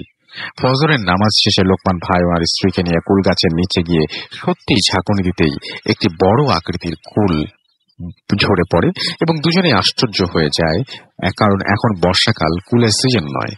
দুজনে সমান ভাগ করে কুলটা খায়। এই কুল যেন গাছের কুলের মতো না, এটা অনেক সুস্বাদু, মিষ্টি এবং সুগন্ধযুক্ত। এমন ফল আগে কখনো খায়নি ওরা। 2 মাস যেতে না যেতেই স্ত্রী টের পেলেন উনি সন্তান সম্ভবা। ওনার স্বামীকে বললেন যে ওনার স্বামী পরীক্ষা করার জন্য ডাক্তারের কাছে নিয়ে গেলেন। ডাক্তার সব পরীক্ষা করে বললেন, মিষ্টি খাওয়ান, আপনারা তো বাবা মা হতে চলেছেন। দিন যায়, মাস যায়। একদিন ওনার স্ত্রী ফুটফুটে এক কন্যা সন্তানের জন্ম দিলেন। মেয়ের ডাক নাম রাখা হলো লামিয়া। পরম আদর ভালোবাসায় বেড়ে উঠতে লাগলো মেয়েটা। কিন্তু মেয়েটা ছিল ভীষণ চঞ্চল, এক জায়গায় স্থির থাকতে চাইতো না। হামাগুড়ি দিয়ে মুহূর্তেই বাড়ির আঙিনায় এপাশ থেকে ও পাশে চলে যেত। যেহেতু লোকমান ভাইয়ের স্ত্রী একাই বাসায় থাকতেন আর ওনাকে বাড়ির কাজে এদিক সেদিক যেতে হতো, তাই ওর ওপর বাড়তি নজর রাখার জন্য কোমরে একটা পিতলের ঝুনঝুনি বেঁধে দেওয়া হয়েছিল, এবং এখন যেখানেই সে যায় ঝুনঝুন শব্দ হতে থাকে, এবং লামিয়াকে খুঁজে পেতে আর সমস্যা হয় না। এভাবেই দিন কাটতে থাকে। লামিয়াও হাঁটতে শিখে যায়, বাড়ির আনাচে কানাচে ঘুরে বেড়ায়, ওর সমবয়সী শিশুদের সাথে বাগানে খেলা করে। একদিন সন্ধ্যার আগে লামিয়াকে খুঁজে পাওয়া যাচ্ছিল না। ওদের বাড়ির পেছনে একটা পুকুর ছিল, ওই পুকুরেই পাওয়া গেল লামিয়ার মরদেহ। বাসায় কান্নাকাটি শোকের ছায়া নেমে এলো এলাকা জুড়ে। লোকমান ভাইয়ের স্ত্রী তখন ছিলেন 5-6 মাসের সন্তান সম্ভবা। মেয়ে হারানোর শোকে বারবার জ্ঞান হারাচ্ছিলেন। গর্ভের সন্তানের কথা চিন্তা করে ওনাকে হাসপাতালে ভর্তি করানো হলো। লোকমান ভাইয়ের কান্নাও যেন থামছে না। ওনার স্ত্রী হাসপাতালে থাকায় শেষবারের মতো মেয়েকে আর দেখার সুযোগ পাননি। তাই লামিয়ার কবর ওই বাগানের এক কোণে পুকুর পাড়ে দেয়া হয়। ওনাদের বাড়িঘরটা ছোট বড় গাছে ভরা। দিনের বেলা যত সুন্দর, রাত তার চেয়ে ভয়ঙ্কর। 6-7 দিন পর ওনার স্ত্রীকে হাসপাতাল থেকে নিয়ে আসা হয়। ওনার স্ত্রী প্রায় সব সময় ওই কবরের পাশে গিয়ে কান্না করে, আর প্রতিবেশীরা সান্ত্বনা দিয়ে তাকে নিয়ে আসে। 1 মাস কেটে যায়। মেয়ে হারানোর শোক কিছুটা ভুলে গেছেন ওনারা। একদিন রাত আনুমানিক 2:30 থেকে 3টা হবে, হঠাৎ লোকমান ভাইয়ের স্ত্রীর ঘুম ভেঙে যায়। ওনার কানে ঝুনঝুনির ঝুনঝুন ঝুনঝুন শব্দ ভেসে আসে। মনে হয় বাড়ির আঙিনায় ঝুনঝুনি পড়ে কেউ হাঁটছে, ঠিক যেমন লামিয়া হাঁটতো। উনি ভালো করে শব্দটা শোনার চেষ্টা করে। একবার উঠোনের এপাশে আর একবার ওপাশে যাচ্ছে শব্দটা। ওনার সারা গায়ে কাঁটা দিয়ে ওঠে। উনি ভাবেন দরজা খুলে দেখবেন নাকি ওনার স্বামীকে ডেকে তুলবেন। কিছুই বুঝে উঠতে পারছেন না। এক সময় ওনার স্বামীকে ডেকে তুলে বললেন, হেই, তুমি কি শুনছো? লোকমান ভাই চোখ কচলাতে কচলাতে বললেন, কি শুনবো, কি হয়েছে? ওনার স্ত্রী বললেন, আমাদের লামিয়া যেমন ওখানে হাঁটতো আর ঝুনঝুনির শব্দ ঝুনঝুনি শব্দ হতো, আমি সেই পেলাম। এক মিনিটের মতো চুপ করে রইলেন, কিন্তু আর কোনো শব্দ হলো না। লোকমান ভাই বললেন, মেয়ের শোক তুমি এখনো ভুলতে পারোনি, তাই তোমার কাছে এমনটা মনে হয়েছে। ওনার স্ত্রীও ভাবলেন, হয়তো হতে পারে ভুল শুনেছি। এরপর 3-4 দিন পর আবারও একদিন রাতে ওনার স্ত্রীর সাথে এমনটা হলো, কিন্তু ওই দিন আর স্বামীকে কিছু বললেন না। উনি সাহস করে দরজা খুলতেও ভয় পাচ্ছেন, যদি কিছু দেখে ফেলেন তখন হয়তো গর্ভের সন্তান ক্ষতি হতে পারে। এভাবেই রাতেই ওনার স্ত্রী ঝুনঝুন শব্দটা শুনতে পায়। একটু ভয় লাগলেও ওনার কাছে শব্দটা শোনা একটা নেশার মতো হয়ে যায়, কিন্তু তার স্বামীকে আর তিনি সেটা বলেন না। তখনও ওই এলাকায় বিদ্যুৎ পৌঁছায়নি। ওনাদের বাথরুমটা বাগানের এক পাশে ছিল। রাতে প্রকৃতির ডাকে সাড়া দেবার দিতে ওনার স্বামী হলে ওনারা ওনার স্বামীকে নিয়ে যেতেন, কিন্তু কোনোদিন কিছু দেখেননি। একদিন রাতে লোকমান ভাইয়ের বাথরুম যাবার প্রয়োজন হয়। বাগান দিয়ে এই কুল গাছটা চোখে পড়ে যায়। ওই কুল গাছেই লামিয়ার জন্য একটা দোলনা ঝুলিয়ে দিয়েছিলেন তিনি। লামিয়া অন্য বাচ্চাদের সাথে নিয়ে ওই দোলনায় খেলা করত। লামিয়া মারা যাবার পরও লামিয়ার স্মৃতি হিসেবে ওই দোলনাটা খোলা হয়নি। লোকমান ভাই যখন ওই কুল গাছটার কাছাকাছি আসেন, তখন চাঁদের আবছা আলোয় দেখতে পান দোলনাটা একা একা দুলছে। মনে হবে গাছে কেউ যেন দোল খাচ্ছে, আর এই মাত্র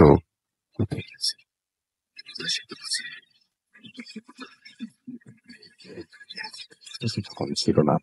সব গাছের পাতা নীরব, স্তব্ধ, আর বাতাসে তুললেও তা বুঝতে পারা যেত।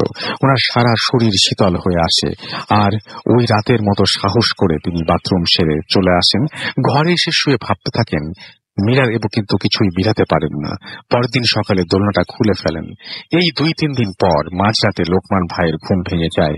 তিনি শুনতে পারেন উঠোনে ঝুনঝুনির শব্দ, এবং কেউ যেন ঝুনঝুনি পরে হাঁটছে, এবং শব্দটা এদিক থেকে ওদিক যাচ্ছে। তার স্ত্রীর কথাটা তার বিশ্বাস হয়। তিনি বিছানা থেকে উঠে সাহস করে কাঠের জানলার একটা পাট আলাদা করে খুলে দেখার চেষ্টা করেন, কিন্তু কিছুই চোখে পড়ে না, শব্দও আর হয় না। ওনার স্ত্রী জেগেই ছিল, তবে লোকমান ভাইকে বুঝতে দেয়নি। লোকমান ভাই জানালা বন্ধ করে বিছানায় আসা মাত্র ওনার স্ত্রী ফিসফিস করে বলে, জানালা খুলে কি দেখলে? লোকমান ভাই বলে, আজ আমিও ঝুনঝুনির শব্দ শুনতে পেয়েছি। ওনার স্ত্রী ভয় পাবে বলে তাই দোলনার কথাটা আর বলে না। ওনার স্ত্রী বলল, তুমি আজ পেয়েছো, আর আমি প্রতি রাতে পাই। একদিন কাজ বেশি থাকায় লোকমান ভাইয়ের বাসায় আসতে রাত 8টার মতো বেজে যায়। তিনি সাইকেল থেকে নেমে গেট দিয়ে বাসায় প্রবেশ করতেই দেখতে পারেন একটা বাচ্চা মানুষের মতো ছায়া উঠোনের মাঝখানে দৌড়ে বাগানের দিকে চলে গেল। তিনি কোনো মতে সাইকেল দেখে ঢুকে যায়, স্ত্রীকে কিছু বলে না। একদিন রাতে খাবার সময় লোকমান ভাই তার ছোট ভাই বলে সেও নাকি উঠোনে ঝুনঝুনির শব্দ শুনতে পায়। জানালা খুলে দেখে কিছুই নেই। ওনারা ভয় পাবে বলে লোকমান ভাই ওর কথায় পাত্তা দেয় না। লোকমান ভাইদের বাগানের পাশে আয়নাল হক চাচাদের বাসা ছিল। একদিন আয়নাল হক চাচা লোকমান ভাইকে কথায় কথায় বলেন, লোকমান, তোমরা কি রাতে মোমবাতি নিয়ে বাথরুমে যাও? তোমার না টর্চ আছে, ওটা নিয়ে যাবে। মোমবাতি নিয়ে বাথরুমে যাওয়াটা ঠিক না। লোকমান ভাই ভ্রু কুঁচকে বলেন, কই, না তো চাচা, আমরা মোমবাতি ব্যবহার করি না, কুপি নয়তো লণ্ঠন জ্বালাই, আর বাথরুমে গেলে টর্চ নিয়ে যাই। আয়নাল হক চাচা বলেন, তাহলে আমি রাতে কি দেখি? কেমন মিটমিটে আলো নিয়ে যায়, আবার আসে তোমাদের বাগানে? লোকমান ভাই আগ্রহের সাথে জানতে চায়, একটু খুলে বলবেন কি চাচা? চাচা বলেন, আমি মাঝে মাঝে গভীর রাতে দেখি মোমের আলোর মতো একটা আলো পুকুর পাড়ে তোমার ওই মেয়ের কবরের কাছ থেকে তোমার বাসার দিকে চলে যায়, কিন্তু আলোটাকে কখনো বাতাসে দুলতে দেখিনি।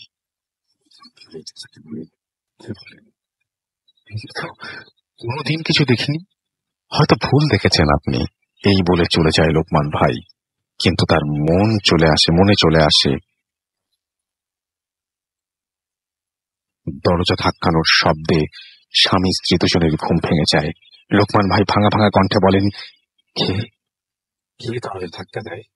পাশ থেকে কান্না মাথা কণ্ঠে আওয়াজ আসে,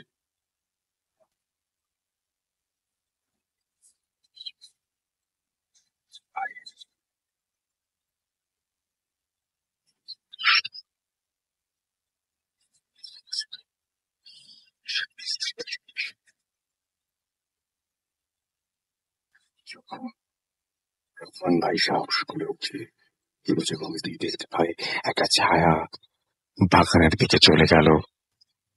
সেদিন রাতে আর ঘুম হয় না। ফজরের নামাজ শেষে মসজিদের ইমাম সাহেবকে সবকিছু খুলে বলে। পরদিন বিকেলে ইমাম সাহেব এসে পানি পড়ে বাড়ির চারিদিকে ছিটিয়ে দিয়ে যায়। তারপর 2-3 মাস আর কিছু হয় না। সবাই সবকিছু ভুলে গেছে। আর ঘটনা এখানেই শেষ হলে ভালো হতো, কিন্তু না। লোকমান ভাইয়ের শাশুড়ি বাড়িতে আসেন। এদিকে ওনার স্ত্রীর সন্তান প্রসব করার সময় হয়। ওনাকে হাসপাতালে প্রসব করা হয়। রাত 1:30 হবে। লোকমান ভাইয়ের স্ত্রী আবার একটি সন্তান প্রসব করেন। সবাই হাসপাতাল থেকে যায়, কিন্তু বাড়ি পাহারা দেওয়ার জন্য লোকমান ভাই আর ছোট ভাই লিয়াকতকে বাসায় যেতে বলেন। হাসপাতাল থেকে বাসায় আসতে লিয়াকতের 1 ঘন্টার মতো সময় লাগে। ফজরের নামাজ শেষে লোকমান ভাই যখন বাসায় আসেন, তখন দেখতে পান ওনার ছোট ভাই উঠোনে পড়ে আছেন। পানি ছিটিয়ে জ্ঞান ফেরানো হয় লিয়াকতের। লিয়াকতের শরীরে তখন অনেক জ্বর। জানতে চায় ওর কি হয়েছিল। লিয়াকত বলে, আমি যখন বাসায় ঢুকি তখন দেখতে পাই আমাদের ঘরের দরজার সামনে ছোট একটি মেয়ে দাঁড়ানো। আমি কে ওখানে বলতেই যখন আমার দিকে ঘুরে দাঁড়ায়, তখন দেখি ওটা লামিয়া। ওর মুখটা পুকুর থেকে তোলার সময় যেমন ফ্যাকাশে ছিল, ওই রকমই আছে।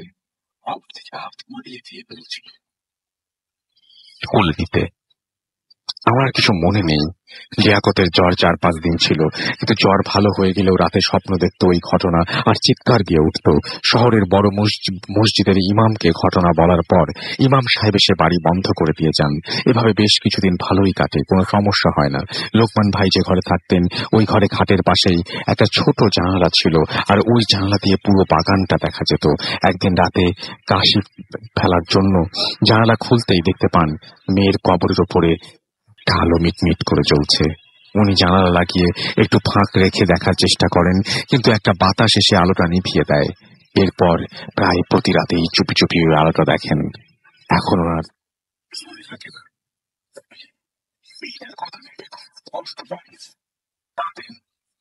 5-6 মাস কেটে যায়।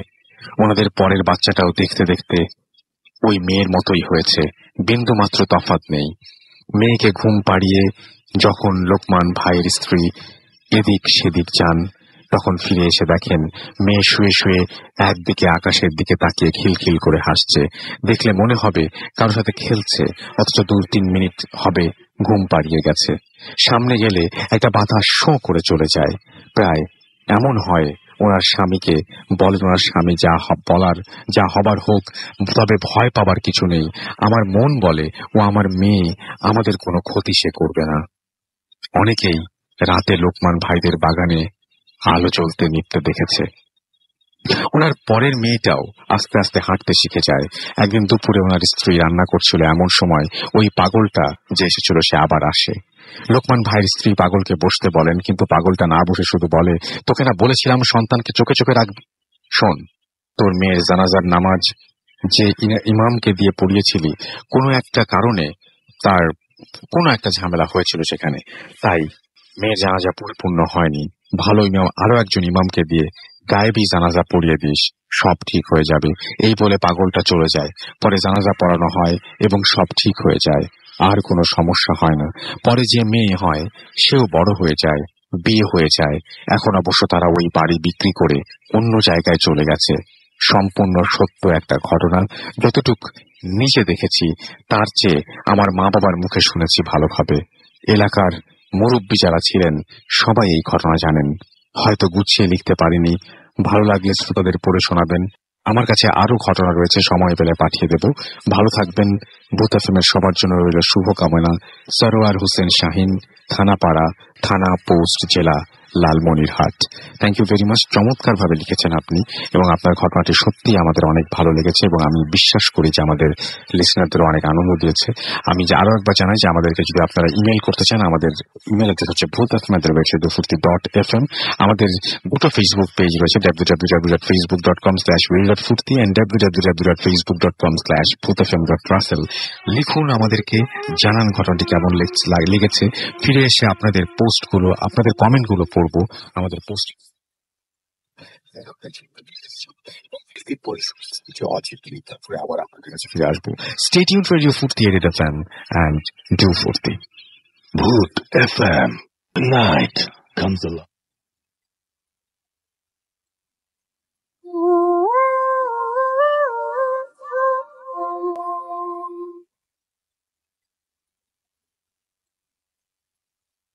আসসালামু আলাইকুম রাসুল, আমি চট্টগ্রাম থেকে রাজিয়া বলছি। আমি একজন শিক্ষানবিশ আইনজীবী এবং অবভিয়াসলি রেগুলার স্টুডেন্ট। একজন এর আগে ঘটনা পাঠিয়েছি তিনটি, তারপর আপনার সঙ্গে ফোন করেছিল কথা দিয়েছিলাম ব্যাক করবো, বাট বেসিক্যালি বাংলাদেশে সেটা হয়ে ওঠেনি। আজ অনেকদিন পর, কাল শুক্রবার, আজকে আমার হাতে অবসর আছে। সো রাতে ঘুমো রাত এখন 3টা। ভাবলাম নিজের সাথে ঘটা কোনো ঘটনা আজকে আমি আপনাদের জানাবো। নিজের সাথে মানে আমরা পারিবারিক ভাবে ফিল করেছি এমন ঘটনা বেশ কিছু আছে। 2006-এর শেষের দিক এবং 2007-এর মাঝামাঝি কিছু সময় আমরা একটা বাসায় ছিলাম। সেই বাসায় ঘটে যাওয়া একটা ঘটনা আজকে আপনাদেরকে বলার চেষ্টা করবো। সেই বাসায় আসলে যখন আমরা করে আমরা খুব তাড়াহুড়ো করে বাসাটা চেঞ্জ করি। বাসাটা বেশ ব্যবহার পছন্দ ছিল, ব্যবহার পছন্দ মানে হচ্ছে মোটামুটি একটু সুবিধা দেখে বাবা বাসায় পছন্দ করেন আমাদের মতো। আমি বা মা যেভাবে সবকিছু একদম দেখে শুনে নিজের মন পছন্দ করে যাবো না হলে যাবো বাসাটা ছিলাম দ্রুত সে বাসাটা আমরা শিফট করেছিলাম। বাসায় ঢোকার পর থেকে আসলে আমার ভালো মনে হচ্ছিল, কারণ বাসাটা ছিল কবরস্থানের অপোজিট। মা অবভিয়াসলি কবরস্থানের অপোজিটে কোনো বাসা রেখে ইন্টারেস্টেড ছিলেন না। আমি বাবাকে যখন আমরা জিজ্ঞেস করলাম যে বাবা আপনি কেন সিলেক্ট করলেন, আপনি জানেন আমরা কবরস্থানের অপোজিটে পছন্দ করি না। কি বলবো, বাবা সন্তান নিচে এসেছিলেন, অপোজিটে কবর আছে, বাবা কেয়ার করেনি, সব কেয়ার করেন। আমরা সবাই আমি তো ব্যবসা ছিলাম। তার উপর আবার মাঝখানে হতে না হতে নানান ধরনের কথাবার্তা শুনছি যে এখানে কোনো ফ্যামিলি এসে যেভাবে আসে, ভালো কোনো ফ্যামিলি আসলো সে কিন্তু ভালো অবস্থানে করতে পারে না। কেন জানি সবাই এখান থেকে নিঃস্ব হয়ে যাওয়ার একটা রেকর্ড ছিল আমাদের আগ পর্যন্ত। এখন অবশ্য তারা সেখানে কোনো ভাড়াটিয়া রাখেন না, যারা তার নিজের ছেলেদেরকে বিয়ে করে ছেলে বউদেরকে সেই বাসাগুলো রাখে। আমরা ছিলাম লাস্ট ভাড়াটিয়ার বাসা।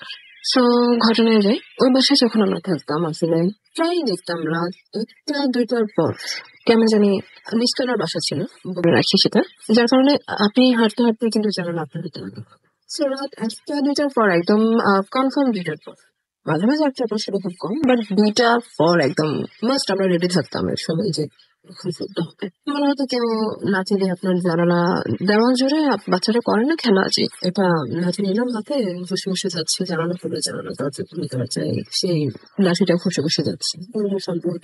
এর কিছুদিন পর দেখা গেল শব্দ হচ্ছে নক করার, খুব সিরিয়াসলি কোনো মানুষ আপনার কাছে হেল্প চাচ্ছে, সেরকম ইসলামে যে কিছু নকল হলো কিন্তু আমরা অভ্যস্ত ছিলাম সে একটা লাঠি টেনে টেনে নিয়ে যাচ্ছে বা হাতের নখ টেনে টেনে নিয়ে যাচ্ছে। প্রথম দিন যেভাবে নকটা হলো যে ইমার্জেন্সি জানাটা হলো আমার হেল্প দরকার, আমি এবং মা দুজন একসাথে উঠে বসে যাই। বাবা কিন্তু বাইরে খেতেন, বাট সেদিন বাবা ছিল আমাদের সাথে, আমি আমার দুজনে উঠে বসে যাই। ঘুমাতে একটু সময় লাগে আমাদের, খুব পুরনো অভ্যাস। তার উপর আবার এই বাসে আসার পর থেকে যেহেতু হচ্ছে যেন কোনটা আসলে ভাবে আসেও না। So, মা বললো কিনা দেখবে নাকি, বাবা বললো না দরকার না, যেহেতু এখানে হতে থাকে এগুলো আগে অবজার্ভ করো কি হচ্ছে। বেশ কয়েকবার সেভাবে নতুন যদি আপনার কাছে হেল্প চায় তাহলে সে অবভিয়াসলি কথা তো বলবে, কোনো কথা জাস্ট ওকে আমরা চুপচাপ থাকি, এরপর অভ্যস্ত হলাম সেটা সত্যি। হ্যাঁ 2:30 সারাতে দিই, খুব সিরিয়াস আমরা অভ্যস্ত। প্রথম দিকে একটু ভয় লাগলো, পরে কেমন জানি মানিয়ে নিয়ে আসলে হচ্ছে। এরপর একদিন রাতে ঘুমাচ্ছি, হঠাৎ ঘুম ভেঙে গেল। আমি আর মা একই রুমে আছি, মা আমার পাশে আছেন, ছোট বোন খুবই ছোট, তখন সে 5-6 বছর এরকম একটা বয়স হবে হয়তো, মনে পড়ছে না। মা আমার পাশে, আমার চাই কিন্তু মান খুব বেশি পাতে, কেন যেন মা শুনছেন না, আমি ক্লিয়ারলি শুনতে পাচ্ছি। আমাদের লোক যখন খবর জিজ্ঞাসা করে তখন যেরকম শব্দ আপনি শুনবেন, দূরত্ব 1-2 হাতেরও বেশি না আমাদের পাশ থেকে, যার ফলে আমি ক্লিয়ারলি শুনছি কেউ দাঁড়িয়ে কবরের দোয়া দৌড় করছে, কবর জিয়ারত করছে মেবি। সো আমি অনেকক্ষণ শুনলাম, মাকে ডাকার চেষ্টা করলাম, দেখলাম মা গভীর ফুলে যাচ্ছে, তো ওনার কোনো ফিলিংস নেই, অথচ আমার ছোড়ার ঘুম বেশি পাতলা। ওকে সকালে উঠলাম, মাকে বললাম, মা বললো, মা তো একদম তাজ্জব বলে এটা কিভাবে শুনলাম, আমি শুনলাম একবার না আরো বেশ কয়েকবার এরকম হলো, শুধু আমি শুনলাম। তারপর আরেকদিন, সেদিন বর্ষার সিজন ছিল মেবি, মনে পড়ছে না, বেশ কয়েক মাস পর, অর্থাৎ আমরা বাসাতে ছেড়ে দেবার ধরুন 6 মাস আগে এরকম হতে পারে। আমি ঘুমাচ্ছি, বাসায় মেবি গেস্ট ছিল আমাদের, যার কারণে আমি নিচে ফ্লোরিং করে শুয়ে আছি, অনলি আমি। পাশে বেডে মা এন্ড গেস্টরা কিছু মার সাথেও আছে, কিছু সামনে রুমে ভাইদের সাথেও আছে। সো দেন শুয়ে আছি, অনেকক্ষণ কথাবার্তা হলো। সেদিন 3টা 3:30, সেদিন কিন্তু লাঠির আওয়াজ বা সিরিয়াস কোনো নক আমরা খেয়াল করতাম। বাসায় কোনো গেস্ট আসলে কিন্তু সবটুকু দেখতাম, একদম নর্মাল। কারণ আমরাও কারোর সাথে এগুলো আলোচনা করতাম না, কারণ আমাদের আমরা শুনেছি এরকম, আর আমরা বিশ্বাসও করি বিষয়টা যে আপনি যখন এইসব বিষয়ে বেশি আলোচনা করবেন তখন জবরদস্ত দেখতে হয়। মা তো বলেন যে নিজের সাথে ঘটনাগুলো কোথাও বলো না, কারণ এগুলো বলা যায় না কখন ট্রাবল ক্রিয়েট করে। So, এগুলো যেহেতু অনেক দিনের ঘটনা, সেই কারণে হয়তো আজকে আমি এগুলো সমস্যা পাচ্ছি। আমি শুয়ে আছি, ওকে সেদিন প্রায় 3টা 3টা হবে, সবাই আড্ডা দিয়ে বিছানা গুছিয়ে শুতে শুতে ঘুমাচ্ছে, সবাই লেগে গেলো। বাট সারাদিন যেহেতু গেস্ট ছিল, অনেক কাজকর্ম করেছি সবাই মিলে, ক্লান্তিতে ঘুম চলে এসছে। রাত কয়টা হবে আমি জানি না, যেহেতু 3টার মতো বেজে গেছে ঘুম আসতে। দেন কয়টা হবে আমি জানি না, ঘুমিয়ে আছি, হঠাৎ চোখ খুলে গেল। কোন রকম সাউন্ড শোনা না, কোন রকম অদ্ভুত ফিলিংস না, কিচ্ছু না। কারণ হঠাৎ যখন ঘুম ভেঙে যায়, যেভাবে আপনি নর্মাল চোখ খুলে খুলবে না, কোন রকম সিরিয়াস বিষয় না। চোখ খুলে দেখলাম একটা 10-12 বছরের বাচ্চা মেয়ে, কিন্তের ফুলের একটা ফ্রক পরা, চুল খুব বেশি লম্বা না হলে কোমর পর্যন্ত, এবং খুব সুন্দর দেখতে, খুব মায়াবী একটা চেহারা। সে, আমি যেহেতু ফ্লোরিং করে শুয়ে আছি, সে আমার পায়ের দিক থেকে আস্তে আস্তে দাঁড়িয়েছিল। আমি যখন চোখ খুললাম সে দাঁড়িয়েছিল। তারপর আমি চোখ খুলে তাকানোর সাথে সাথে সে আস্তে আস্তে আমার দিকে এগিয়ে আসছে। আমি ঠান্ডা হয়ে তার দিকে তাকিয়ে আসছি, কি হচ্ছে, এরকম কেউ আমার পাশে না। আমি কি দেখছি আসলে আমি নিজেও জানি না, আমি জাস্ট তাকিয়ে আছি। আস্তে আস্তে সে এক পর্যায়ে হাতটা আমার বুক বরাবর এসে, সে দাঁড়িয়ে আছে, যদি সে বসেনি, সে দাঁড়িয়ে থেকে আমার বুক বরাবর জায়গাটাতে এসে জাস্ট হাতটা বাড়িয়ে আমাকে ধরতে চাইছে। হাসিটা কিন্তু তখনো বিলীন হয়নি, হাসিটা আছে তার মুখে। সে আমাকে ধরবে, হাতটা আমার মুখ পর্যন্ত এসে, আমি চিৎকার করে উঠে বসে গেলাম। কিচ্ছু নেই আমার সামনে। মা উঠে বসে গেল, কি ব্যাপার কি ব্যাপার। আমি কিছু বলতে পারলাম না মাকে, আমি বলতেও পারলাম না আমি কি দেখলাম কি হলো, কারণ আমি হিসাবে তো মেলাতে পারছি। চুপচাপ সকালে উঠলাম, মাকে বললাম। মা খুব চিন্তিত হলেন যে এই বাসায় আর থাকা যাবে না, বাসে ফাটতে হবে। তো আমাকে খুব ডিটেলসে জিজ্ঞেস করলো, মা কি হলো না হলো কিরকম। আমি বললাম না, ভয়ের কিছুই নেই। তাকে দেখে আমি খুবই রিল্যাক্স ছিলাম, সমস্যা একটাই সঙ্গে ধরতে আসছিল, বাইরে কিছু না। সে যদি চুপচাপ দাঁড়িয়ে থাকতো, আমিও হয়তো চুপচাপ তাকিয়েই থাকতাম, এরকম একটা সিচুয়েশন ছিল। ওকে, এরপর আমরা ওখান থেকে বাসা পাঠানোর চেষ্টা করছি। And, নানা রকম সমস্যা আমরা সেখানে ফেস করেছি। এগুলো ছাড়াও আমাদের কেন জানি ফিনান্সিয়াল কন্ডিশন খুবই উইক হয়ে যাচ্ছিল দিন দিন। কেন জানি কোনো না কোনো সমস্যা আমাদের লেগেই থাকে, কোনো না কোনো, আমরা কিছুতেই সমস্যা থেকে বের হয়ে আসতে পারছি না, এরকম একটা সিচুয়েশন। দেন পাশে কিছু পুরোনো লোকাল পিপল ছিল, যারা ওখানেই থাকেন। ওরা বললো যে আপনারা আর এখান থেকে বের হয়ে যাওয়ার চেষ্টা করেন। এই ঘরে যারা এসছে তারা কিন্তু কখনো নিজেদের জিনিসপত্র বা নিজেদের সচ্ছল অবস্থা নিয়ে ব্যাগ করতে পারেন। ঘরটার অবস্থাই এরকম, কোনো ক্লারিফিকেশন নেই। বাট আপনারা বিশ্বাস করেন না করলেন, আপনারা চেঞ্জ করেন। দেন একদিন সকালে উঠে মা দরজার সামনে চাল ময়দা দেয়। অদ্ভুত একটা ফিলিংস, কি বলবো এটা। দেন সবকিছু আরো যেভাবে বলতে পারছি না বা ভালো হয়েছে তুমি আপনার মনে করছে না, সবকিছু মিলিয়ে আমরা খুব দ্রুত বাসাটা যেতে সিদ্ধান্ত নিলাম। আল্লাহ রহমতে আমরা চেঞ্জ করলাম, যেন আমাদের সবকিছু ঠিকঠাক না এসব ফেস করলাম না। আমাদের এইসব সমস্যা যাচ্ছিল, একটা না একটা লেগে আছে, কোন সমস্যা থেকে আমরা বাইরে পেয়ে আসলাম, পরিত্রাণ পেলাম। ওকে রাসেল ভাই, আজ আর নয়, নিজের সাথে ঘটা আরো কিছু ঘটনা আছে। আমি জানি না আসলে সেটা শেয়ার করবো কিনা, তবে আদার্স যেসব আমার নানা বাড়ির অনেক ঘটনা আমার কাছ থেকে একটা ঘটনা শুনেছেন রাসেল ভাই, আমি চেষ্টা করবো সেখান থেকে কিছু ঘটনা বলার জন্য। একটা কথা স্বাভাবিক করতে পারবো, জানি না, হোপ করছি যে খুব শীঘ্রই আমি পারবো। ওকে, ভালো থাকবে।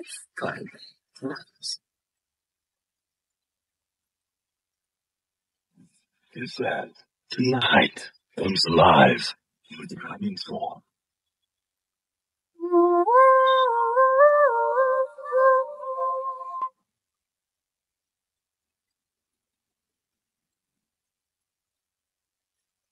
শুনছেন সবসময় রেডিও সুলতান রেড এফএম। আমি রাসেল আছির সাথে, আমার সাথে রয়েছে মাসুম ভাই এবং আজকের অতিথি। আরো একবার স্বাগত জানাচ্ছি ভূত এফএমে।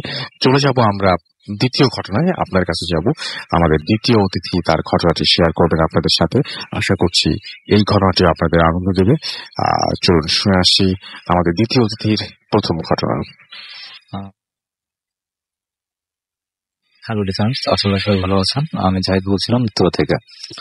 আম, প্রথমে বলে নেই আমি পেশায় একজন ফ্রিল্যান্সার, সেই সুবাদে আমার আমি নীরবে কাজ করতে খুব আমি ভালোবাসি আর কি। তা আমি প্রতিদিনের মতনই সন্ধ্যার দিকে আমি কাজে বসলাম মাগরিবের নামাজ পড়ে। তখন আমার দরজা সবসময় চাপানো থাকে। তা আমার তখন ফ্লোরিং করা, আমি দেয়ালের সাথে পিঠ থেকে কম্বলটা দিয়ে আমি ল্যাপটপে কাজ করছি।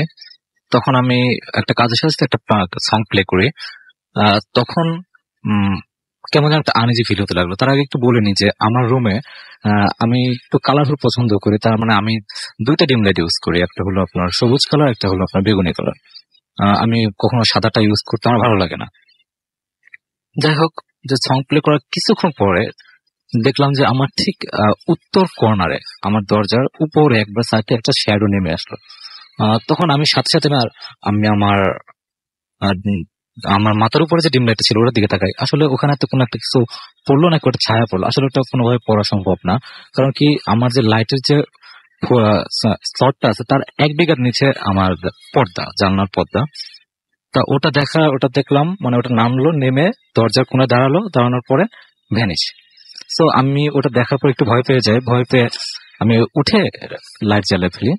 ফেলার পরে তারপরে কোনো সমস্যা হয়নি। মেইন ঘটনা করে পরদিন ওইরকম আমি নামাজ টামাজ পড়ে আমি বের হয়েছে ফ্লোরিং এ করে আমি ল্যাপটপ নিয়ে কাজে বসলাম। তখন হঠাৎ করে কাজ করতে ভালো লাগছে না, তখন আমি ল্যাপটপটা সাইডে রাখলাম। তো হঠাৎ করে দেখলাম যে তিনটা ছায়া। আর রাসেল ভাই, আমি একটু বলে রাখি যে আমাদের যে ফ্লোর থেকে ছাদের উচ্চতা বেসিক্যালি 11 ফিট কি 12 ফিট হয়, কিন্তু যে ওটা আসলে ছায়াগুলো ছিল 6 থেকে 7 ফিট হবে। একটা ছিল খুব খুব বড়, আর আরেকটা ছিল আরেকটা থেকে একটু ছোট, আর আরেকটা একবার ছোট ছিল 1.5 হাতের মতো হবে, তার বেশি হবে না। তো আমি এক দৃষ্টিতে ওটার দিকে তাকায় আছি। তা দেখলাম যে সে আমার পার উপর থেকে এসে ঠিক আমার ডান পাশে বুকে এখানে আসে মাথা রাখলো, এরকম একটা কিছু ফিল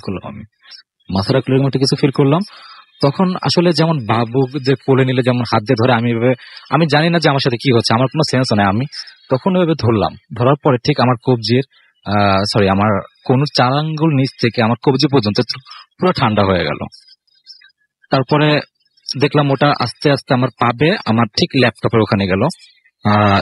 যদি একটু বলে রাখি যে যদি কখনো স্ক্রিন পেপার লাগানো হয় মোবাইলে, তখন একটা ভিজা ভিজা ভাব হয়। ঠিক আমি দেখলাম যে আমার ল্যাপটপের উপরে একটা ভিজা ভাব দেখার পরে আমি কিন্তু ভয়ও পাচ্ছি না, আর কেমন আমি কিছু ফিল করতে পারছি না কি হচ্ছে এটা, আমার কোনো সেন্সই নাই। তখন একটু পরে দেখলাম ওই ছায়াটা ওখানে গিয়ে আবার ওখানে দাঁড়ায় পড়ছে যেখান থেকে আসছিল, কিন্তু আমি এক দৃষ্টিতে ওই দিকে তাকিয়ে আছি।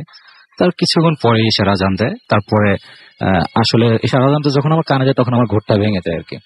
তখন আমি উঠে লাইটটা জ্বালায় ভাবলাম যে মনের ভুল কিনা, কিন্তু যখন আমি আমার ল্যাপটপটা দেখি যে ল্যাপটপটা কাত হয়ে আছে। তা ওই দিন আমি আর কাউকে কিছু বলিনি। ওই দিন রাতে খুব ভয় ঘুমাইছি। তার পরের দিন রাতে যেটা হয়, পরের দিন রাতে আমি খুব তাড়াতাড়ি ঘুমাই পড়ি। পরের দিন রাতে ঠিক মনে হবে 3টা 3:30 এই সময়ের দিকে আমার পায়ের এখানে কোনো 3 থেকে 4 বছরের বাচ্চা যদি লাফ হয় ওরকম লাফাচ্ছে, আর ওরকম শব্দে আমার ঘুম ভেঙে গেছে। তখন আমি খুব ভয় পেয়ে যাই এবং চিৎকার দিই একটা। তারপরে আর কোনো কিছু হয়নি। তার পরদিন সকালবেলা আমি হুজুরের কাছে যাই।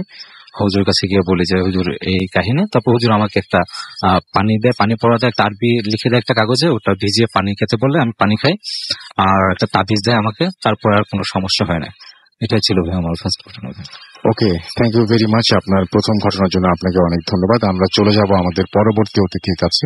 আপনার নাম এবং আপনি কোথা থেকে এসেছেন সেটা বলে আপনার ঘটনাটা আপনি বলবেন। আমার নাম মাহফুজ আহমেদ, উত্তরা থেকে আসছে। আমার ঘটনা আপনাকে একটু কাছ থেকে বলতে হবে। আমি উত্তরা থেকে এসেছি। আমার ঘটনাটা হচ্ছে 2013 সালে ঘটে যাওয়া। তখন তুলনামূলক আমি ছোটই। তা ঘটনাটা আসলে প্রিভিয়াস 2টা ঘটনার সাথে রিলেট করে। তা প্রথমত ঘটনাটা আমি শুনি আমার ওইখানে গ্রামে আর কি ঘটনাটা ঘটে, সেটা হচ্ছে খুলনাতে দিঘলিয়াতে। তা আমাদের ফার্স্টে তো মেইনলি আমাদের নানুর বাড়ি ছিল মাটির ঘরে, তা পরবর্তীতে মামা জায়গা জমি কিনে তার নতুন একটা বাসা আন্ডার কনস্ট্রাক্টেড। তখন আমি বেড়াতে যাই যখন, তখন আমার এক ফ্রেন্ড আমাকে বলে একটা ঘটনা, বলে যে আশেপাশে রিলেটেড। তা আগে বলি যে আমাদের ওই নতুন বাসার সামনে বরাবর সামনে তো একটা খাল ছিল, খালটা 3 ভাগে বিভক্ত। তো ফার্স্টে এই একদম সাইডে হচ্ছে 2 ভাগ, আর বড় একটা ভাগ ওটা হচ্ছে রেক্ট্যাঙ্গুলার। তো মাঝখান দিয়ে যে ভাগ হয়ে গেছে তা এপার থেকে ওপারে মানে যাতায়াত করার মতো অবস্থা ছিল। তা ওইটার একেবারে কর্নারে ছোট যে ভাগটাতে, সেটাতে শুনতাম যে মানে ওই এরিয়াটাতে বুধবার আর সোমবার কিছু একটা মানে ডিফারেন্স প্যারানর্মাল অ্যাক্টিভিটিস হতো আর কি। তা ওই ছোট যে একটা কর্নারে খাল ছিল, ওখানে নাকি প্রতি বুধবারে স্বর্ণের থালা বাসন ডাইনিং টেবিল এরকম উঠতো। তা মানুষও ওখানে যেত আর কি, একটা সিস্টেমেটিক্যালি ওখানে হতো যে প্রতি বুধবারে এই জিনিসটা আসে, আর মানুষ ওখানে যেত অ্যাটেন্ড করতো। তা একদিন এক মহিলা আর কি লোভের বশবর্ত হয়ে একটা প্লেট নিয়ে আসে ওখান থেকে। তা ওনার আগে বলে রেখে ওনার 2টা বাচ্চা ছিল, একটা হচ্ছে 2টাই ছেলে, একজন হচ্ছে 9 বছর বয়সী, আরেকজন হচ্ছে 14।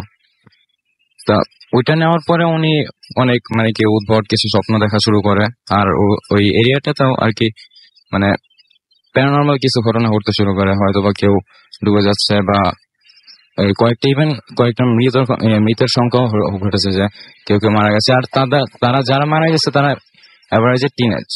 তা একদিন ওনাকে স্বপ্ন দেখানো হয় যে উনি যদি যা করেছে সে কাজটা অনেক ভুল করেছে, আর তার জন্য তাকে মানে পে অফ করতে হবে, তার বাচ্চাকে নিয়ে নেবে এমন কিছু আর কি থ্রেট দেওয়া হয়। তা উনি পরবর্তীতে জিনিসটা খুবই ভয় পায়, তৎক্ষণাৎ ঘুম থেকে উঠে যায়, ওনার বাচ্চাকে দেখে যে আসলে বাচ্চাটা ঠিক আছে কিনা। তারপর উনি ওই মুহূর্তে কোনো লেট না করে উনি তাড়াতাড়ি চলে যাবে, প্লেটটা নিয়ে খালে মানে রেখে আসে। তারপর থেকে জিনিসটা আর কি অফ। ওই এরিয়াতে আরেকটা সেকেন্ড যে ঘটনাটা, সেটা হচ্ছে আপনার আমার ওই ফ্রেন্ডই বলতেছে যে সোমবার ঘটে ওই ঘটনাটা। তা ওটা হচ্ছে আপনার একটা মানুষ মানুষ স্বাভাবিক না, অস্বাভাবিক। ওনার বডি পার্টস কিছু কিছু নেই, যেমন গলা মানে গলা কাটা আর কি, যেরকম ফার্স্ট অফ অল হাত পা মানে খুব ক্ষত বিক্ষত। তা উনি এই এরিয়াটাতে খুব মানে একজন স্বাভাবিক মানুষের মতো প্রতি রাতে হাঁটতো আর কি। তা এই ঘটনা মানে ওখানে যদি কেউ যদি ওনার সাথে আর কি দেখা হতো, তো উনিও সামহাও অসুস্থ হয়ে পড়তো বা গায়ে কোনো রকমের মানে ফানজাই টানজাই মানে কোনো ক্ষত হতো আর কি। তা আস্তে আস্তে ওনার এরকম খুবই খারাপ অবস্থা হতো। তা এই 2টা ঘটনা রিলেট করতো। তা আমি যখন গেলাম আর কি ওখানে, আমাদের বাসা যখন কমপ্লিট হয়ে গেল, তা একদিন রাতে আমাদের কারেন্ট চলে গিয়েছিল। তো কারেন্ট চলে গিয়েছিল পরে সবাই আর কি উঠোনে আড্ডা দিচ্ছিল। তো তখন আর কি গল্প গুজব ছিল যে তখন ওখানকার ডাকাতের প্রলোভ বেশি বেড়ে গেছিল। তো ওই ব্যাপারে আমি তো এমনিতেও মোটামুটি ছোট ছিলাম, তাও এটা নিয়ে ভয় ছিলাম। তো কারেন্ট আসলো বেশি রাত না, অ্যারাউন্ড 1:30 হ্যাঁ এরকমই। তা তখন আমি ঘুমাতে যাচ্ছি, তা আমার খালামণির সাথে ওই দিন রাতে ঘুমাতে হচ্ছিল। তো তখন মানে ছাদে তো এমনি আন্ডার কনস্ট্রাক্টেড, তো ছাদে বাঁশ টাস কুড়াল আর রান্না করার জন্য কাঠগুলো ছিল। তো ওইখানে হঠাৎ শব্দ হচ্ছিল যে চিলে ঘোষণার, গেটটা কেউ বারবার সিটকেনিক খুলতেছে, আটকাইতেছে। আর এমনিতে আগে বলে রাখি যে প্রতিদিন 11টার মধ্যে আমার ছোট মামা করতো ওখানে চিলেকোঠার গেটটা আটকে ফেলতো। তা রাত বাজে 1:30। তা কে বা ওইভাবে গেট খুলবে, আটকাবে, এই করবে সেই করবে। আর পরে একটু পরে শোনা যায় যে উপরে কেউ হয়তো কুড়াল দিয়ে বাঁশ কাটছে, 2 ফালা করতেছে বা কাঠগুলো ছড়াচ্ছে এই সেই। তা ব্যাপারটা খুবই আর কি আমার জন্য আর কি খুবই ছিল। পরে আমি ভাবছি যে আমি হয়তো বা আমি নিজেই ফেস করছি। পরবর্তীতে পরদিন সকালে আমি আমার মেজো মামাকে বলি যে মামা আসলে তো এরকম হয়েছে, কি হয়েছে? তো মামা আসলে ইগনোর করে, আমাকে ইগনোর করে বলতেছে যে ঘরে তো মাল জিনিস কম, হয়তো তুমি ভুল শুনছো বা এরকম আওয়াজ এমনিতেই শুনতে পাওয়া যায়। কিন্তু আসলে পরে আমি দেখলাম যে ওনারা আসলে আমার ছোট মামার সাথে মানে আমার অ্যাবসেন্স আর কি মানে আমি আর কি কোনোরকম আর কি শুনে যাই যে উনি বলতেছে যে ব্যাপারটা কিন্তু ও বুঝতে পারছে, সবাই আর কি মানে জিনিসটা বুঝতে পারছে। তা ওই দিনটা অ্যাক্সিডেন্টালি ছিল হলো সোমবার। তারপরে আরেকদিন মানে আমি তারপর রোজার ভ্যাকেশনে আবার গেলাম গ্রামে বেড়াইতে। তখন আমার নানু হচ্ছে খুবই ধার্মিক একজন মহিলা ছিলেন, উনি মারা গেছেন। তারপরে ওনার মানে উনি প্রায় সময় মানে রোজার মধ্যে আমরা সবাই তো সেরি খাইতে উঠতাম 3টার ভিতরে উঠে পড়তাম, কিন্তু উনি 1:30 2টার দিকে উঠে পড়তো তাহাজ্জুদের নামাজ পড়তো রেগুলার। তা ওই দিন ছিল বুধবার, আর ওই দিন উনি ঘুম থেকে উঠে মানে অজু টজু করে আসলো, নামাজ পড়তে বসবে। এই সময় আর কি উনি টের পাচ্ছে যে ওনার রুম বরাবর ছাদের উপরে কেউ হয়তো বা লাফাচ্ছে। ওই সেম জিনিসটা উনি ফিল করতেছে যেটা আমি ফিল করছিলাম। তা আমার ছোট মামাকে বলতেছে যে আসলে কে উপরে, কি কেউ আছে নাকি, বা যে দেখ কেউ, তুই কি গিয়েছিলি নাকি উপরে? তো বলতেছে না আমি তো যাইনি, কিন্তু আপনি নামাজ পড়েন, আপনি হয়তো বা ঘুমে তন্দ্রাচ্ছন্ন আছেন, ব্যাপারটা এরকম। তো তারপর থেকে এই 2টা ঘটনা আসলে আমার ভাই রাসেল ভাই আমার সাথে ঘটেছে। আমি তারপরে আমি চিন্তা করলাম যে প্রিভিয়াস 2টা ঘটনার সাথে রিলেট, যেহেতু প্রিভিয়াস 2টা ঘটনাই ঘটতো সোমবার আর বুধবারে, আর এই 2টা ঘটনা সেম কোইন্সিডেন্স এই সোমবার আর বুধবারে ঘটেছে। তা আমার মানে ওইটার পর থেকে আর আমি হয়তো বা ফেসও করি না, তেমন যাওয়া হয় না গ্রামের বাড়ি। এই ছিল আমার ঘটনা। থ্যাংক ইউ সো মাচ আপনার ঘটনার জন্য, আপনাকে অনেক ধন্যবাদ। আমি দেখতে পাচ্ছি যে আমাদের এখানে লিখছেন অনেকে। একটা ছোট্ট বিরতি নিব এবং বিরতির পরে আবারও ফিরে আসবো। সেই পর্যন্ত আশা করছি আমাদের সঙ্গেই থাকবেন। Stay tuned radio 40 edit FM and ব্রুকফুড Boot FM. Live.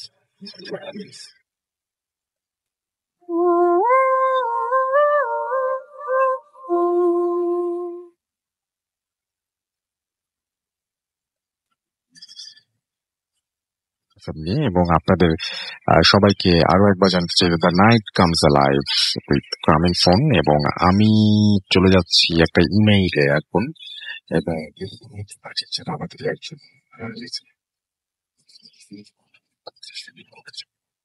এখন মগবাজারে থাকতাম, কিছুটা সামনে আমাদের নিজ বাসা থাকা সত্ত্বেও আমার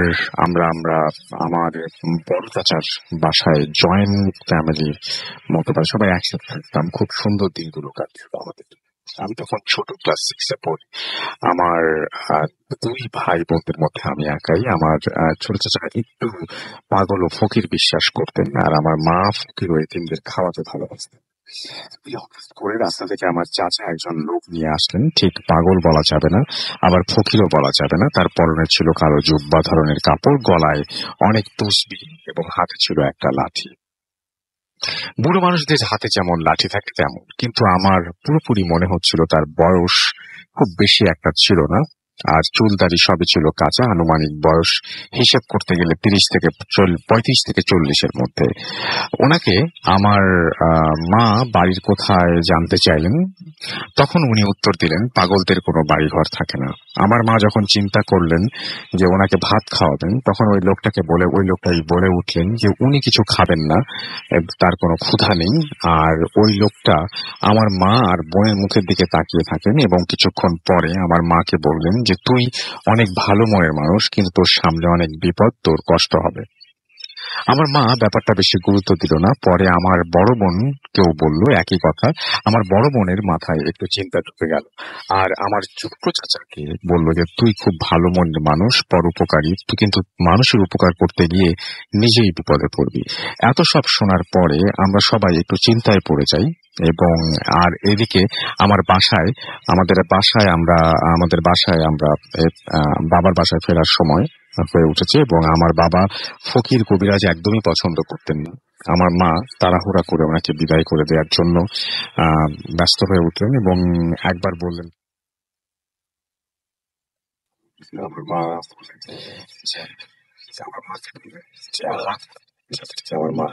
তিনি হাত কিছু একটা নিয়ে মায়ের মুখে দিলেন এবং খেতে বললেন। আমার বড় বোনকেও হা করতে বললেন এবং কিছু একটা খেতে দিলেন। আমরা সবাই দেখছিলাম ওনার হাতে কিছু নেই, কিন্তু মুখ করছেন এবং কিছু একটা খেতে দিচ্ছেন। এরপর আমি বললাম যে আমাকেও খাওয়াতে হবে, এক প্রকার জোর শুরু করলাম। হেসে বলল তুই খাবি, ঠিক আছে হা কর। আমি খাওয়ার থেকে বেশি আগ্রহী ছিলাম।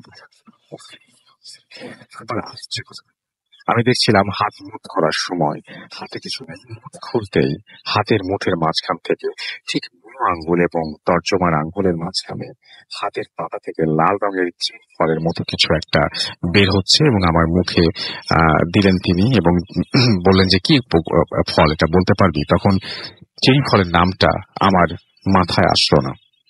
এর মধ্যে সবার কাছ থেকে বিদায় নিলেন তিনি এবং ওনাকে বিদায় দেওয়ার জন্য আমরা তাড়াহুড়া করছিলাম, কারণ আমার বাবার বাসায় ফেরার সময় হয়ে উঠেছে। উনি বাসার মেইন গেট দিয়ে বের হলেন।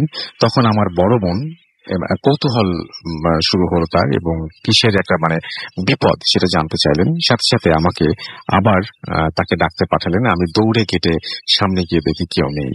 আমাদের বাসার বাইরে গেটের থেকে রাস্তার গলি বেশ লম্বা একটা জায়গা, এবং যেতে প্রায় 1 মিনিটের মতো সময় লাগবেই। আমাদের মাঝখানে আমার মানে খুব বেশি হলে 10 সেকেন্ডের একটা গ্যাপ ছিল। এই অল্প সময়ে পার হওয়াটা সম্ভব না। যাই হোক, আমি ওই গলিটা পুরোটাই দৌড়ে পার হয়ে মেইন রোডে উঠে দেখি তাকে খোঁজার জন্য ডানে বায়ে তাকিয়ে থাকি এবং পাই না, বাসায় ফিরে আসি। এরপর সময়ের ব্যবধানে ঘটতে থাকে আমাদের সাথে নানান রকমের ঘটনা। কিছুদিন পর আমার ছোট চাচা মিথ্যা খুনের মামলায় ফেঁসে যান। বড় বোনের বিয়ে হয়, আমার দুলাভাই তাকে নিয়ে যায় ইউরোপে, এবং বড় বোন অনেক বড় বড় বিপদের সম্মুখীন হন সেখানে।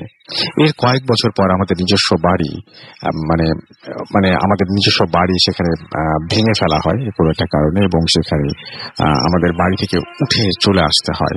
এবং কিছুদিন পর আমার বাবার ফুসফুসের ক্যান্সার ধরা পড়ে এবং তিনি মারা যান। এর কিছুদিন পর আমার বড় দুলাভাইও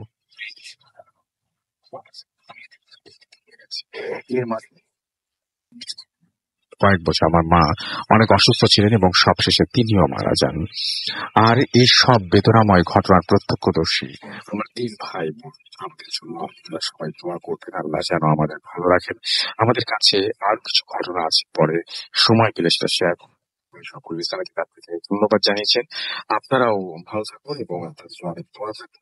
আমরা চলে যাচ্ছি আমাদের পরবর্তী অতিথির কাছে। আপনি আপনার নামটা একটু বলেন, তারপর আপনি কোথা থেকে এসেছেন সেটা একটু বলবেন। আসসালামু আলাইকুম রাসেল ভাই, আমার নাম সুমন হোসেন শুভ্র, আমি আসছি সিলেট থেকে। ওকে, প্রথমে আপনাকে অনেক ধন্যবাদ। আপনাকে ডেকেছিলাম এবং আপনি সিলেট থেকে চলে এসেছেন, এবং আপনি ঢাকায় এসে পৌঁছেছেন কবে?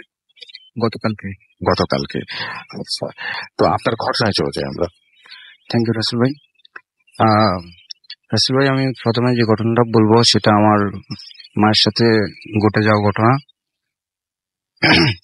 জি। রাসেল ভাই, আমার মা একজন নামাজি ছিলেন, ধার্মিক মানুষ ছিলেন।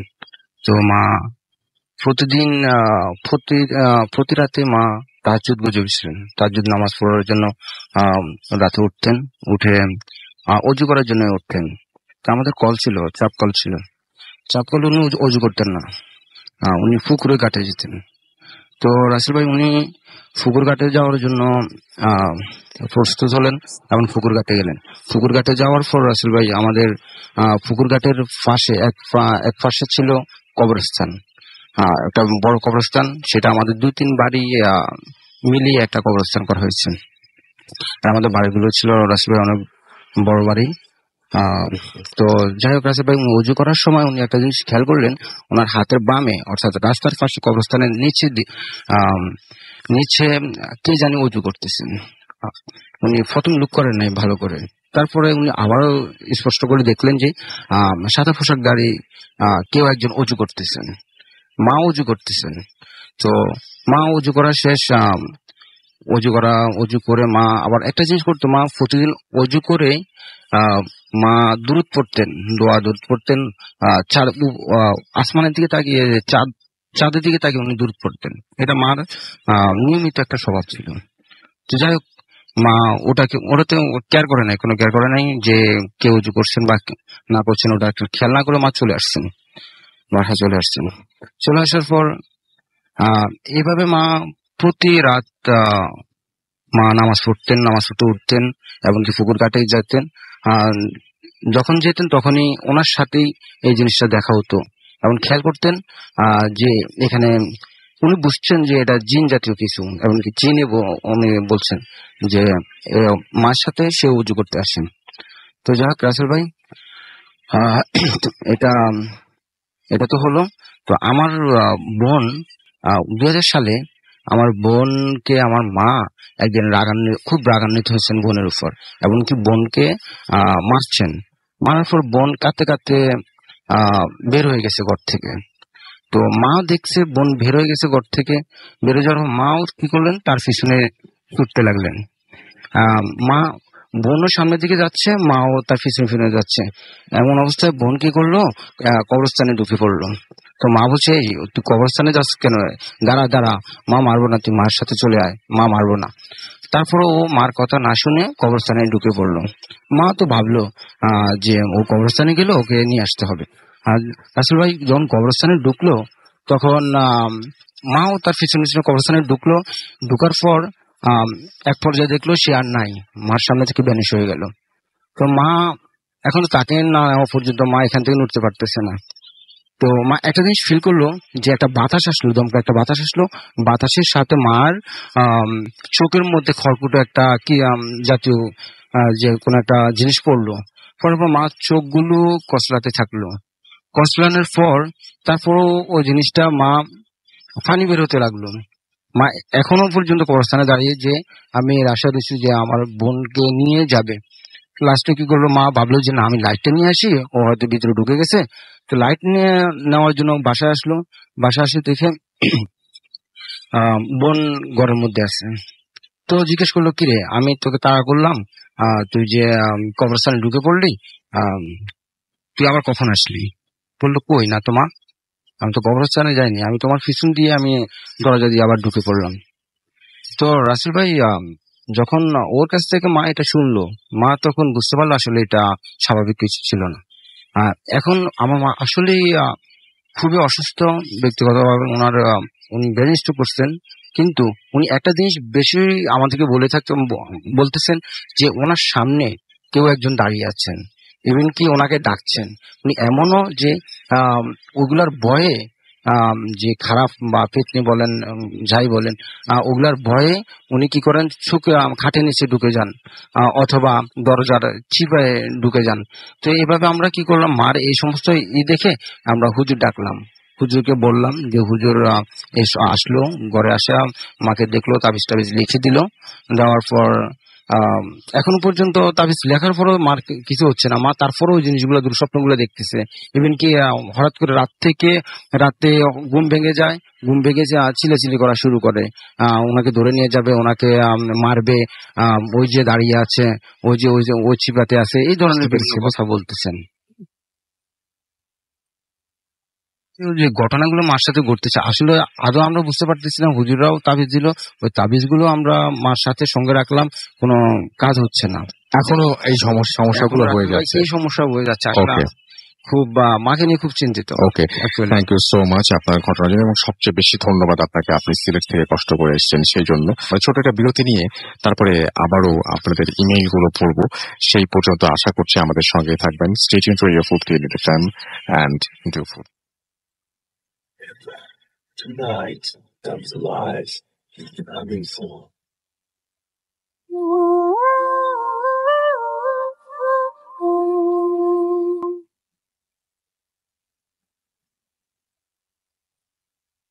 ওয়েলকাম ব্যাক, শুনছেন সবসময় রেডিও 438 FM। আমি রাসেল আছি, সাথে আমার সাথে রয়েছে মাসুম ভাই এবং আজকের অতিথিরা। আপনাদের সবাইকে আরো একবার স্বাগত জানাচ্ছি। প্রথমে খুব ছোট্ট করে আরেকটা ঘটনা শুনে আসবো আমাদের দ্বিতীয় অতিথির কাছে। আপনার নামটা বলে প্লিজ আপনার ঘটনাটা বলবেন। আমি জাহিদ, উত্তরা থেকে। আমার দ্বিতীয় ঘটনা এটা 2013 সালে ঘটা। তখন আমি ফ্রিল্যান্সিং নতুন শুরু করি, সেজন্য আমার রাত দেখা যায় যে আমি ইউজুয়ালি 3টা-4টা থেকে ঘুমাই। তা আমি দিনটা ছিল রবিবার, আমার স্পষ্ট মনে আছে রবিবার। আমি রবিবার দিন কাজ করে আমি ঘুমোতে গেলাম 3টার দিকে। আমি একটু বলে রাখি যে আমি প্রচন্ড স্মোক করতাম, সেজন্য আমি ঘুমানোর 10 মিনিট আগে আমি জানালা খুলে দিয়ে তারপরে আমি ফ্যান ছেড়ে দিতাম, যাতে আসলে ঘরটা ক্লিয়ার হয়ে যায়। তারপর আমি জানালা লাগিয়ে ঘুমাতে যেতাম আর কি, এয়ার ফ্রেশনার ইউজ করে। তার যথারীতি আমি গেলাম।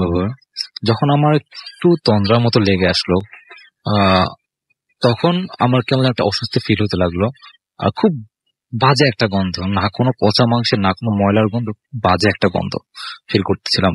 তখন আমি মানে কম্বলটা মুড়ি দিয়েছিলাম, তখন আমি মুড়িটা খুলে তাও দেখছি প্রচন্ড রকম গন্ধ। তখন আমি কিছু বুঝতে পারছি না কি করবো। তখন আমি আব্বুকে ফোন দিই আমার রুম থেকে।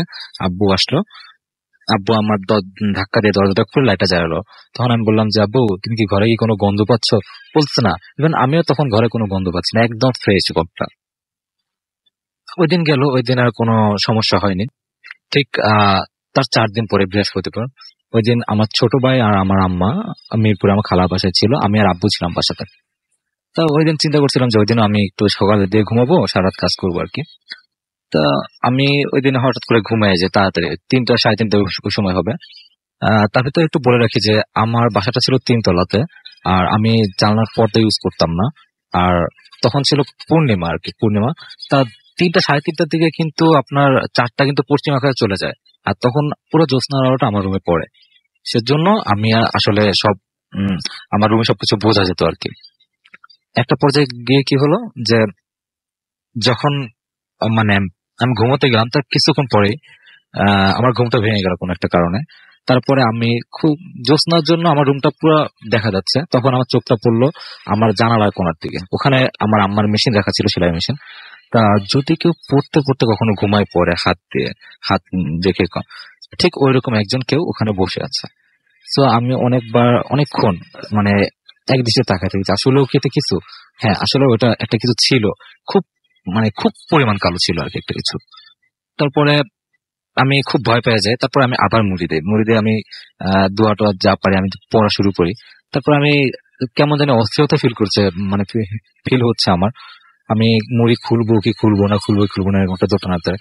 তারপরে আমি ঠক ঠক করে একটা শব্দ শুনি, যদি টেবিলে কেউ দেন তখন ঠক ঠক করে কয়েক শব্দ। তখন আমি আমার মুড়িটা খুলে দেওয়ার পরে দেখি যে একটা শ্যাডো, বেশি লম্বা না, 5 ফিটের মতন হবে, দাঁড়ায় আছে।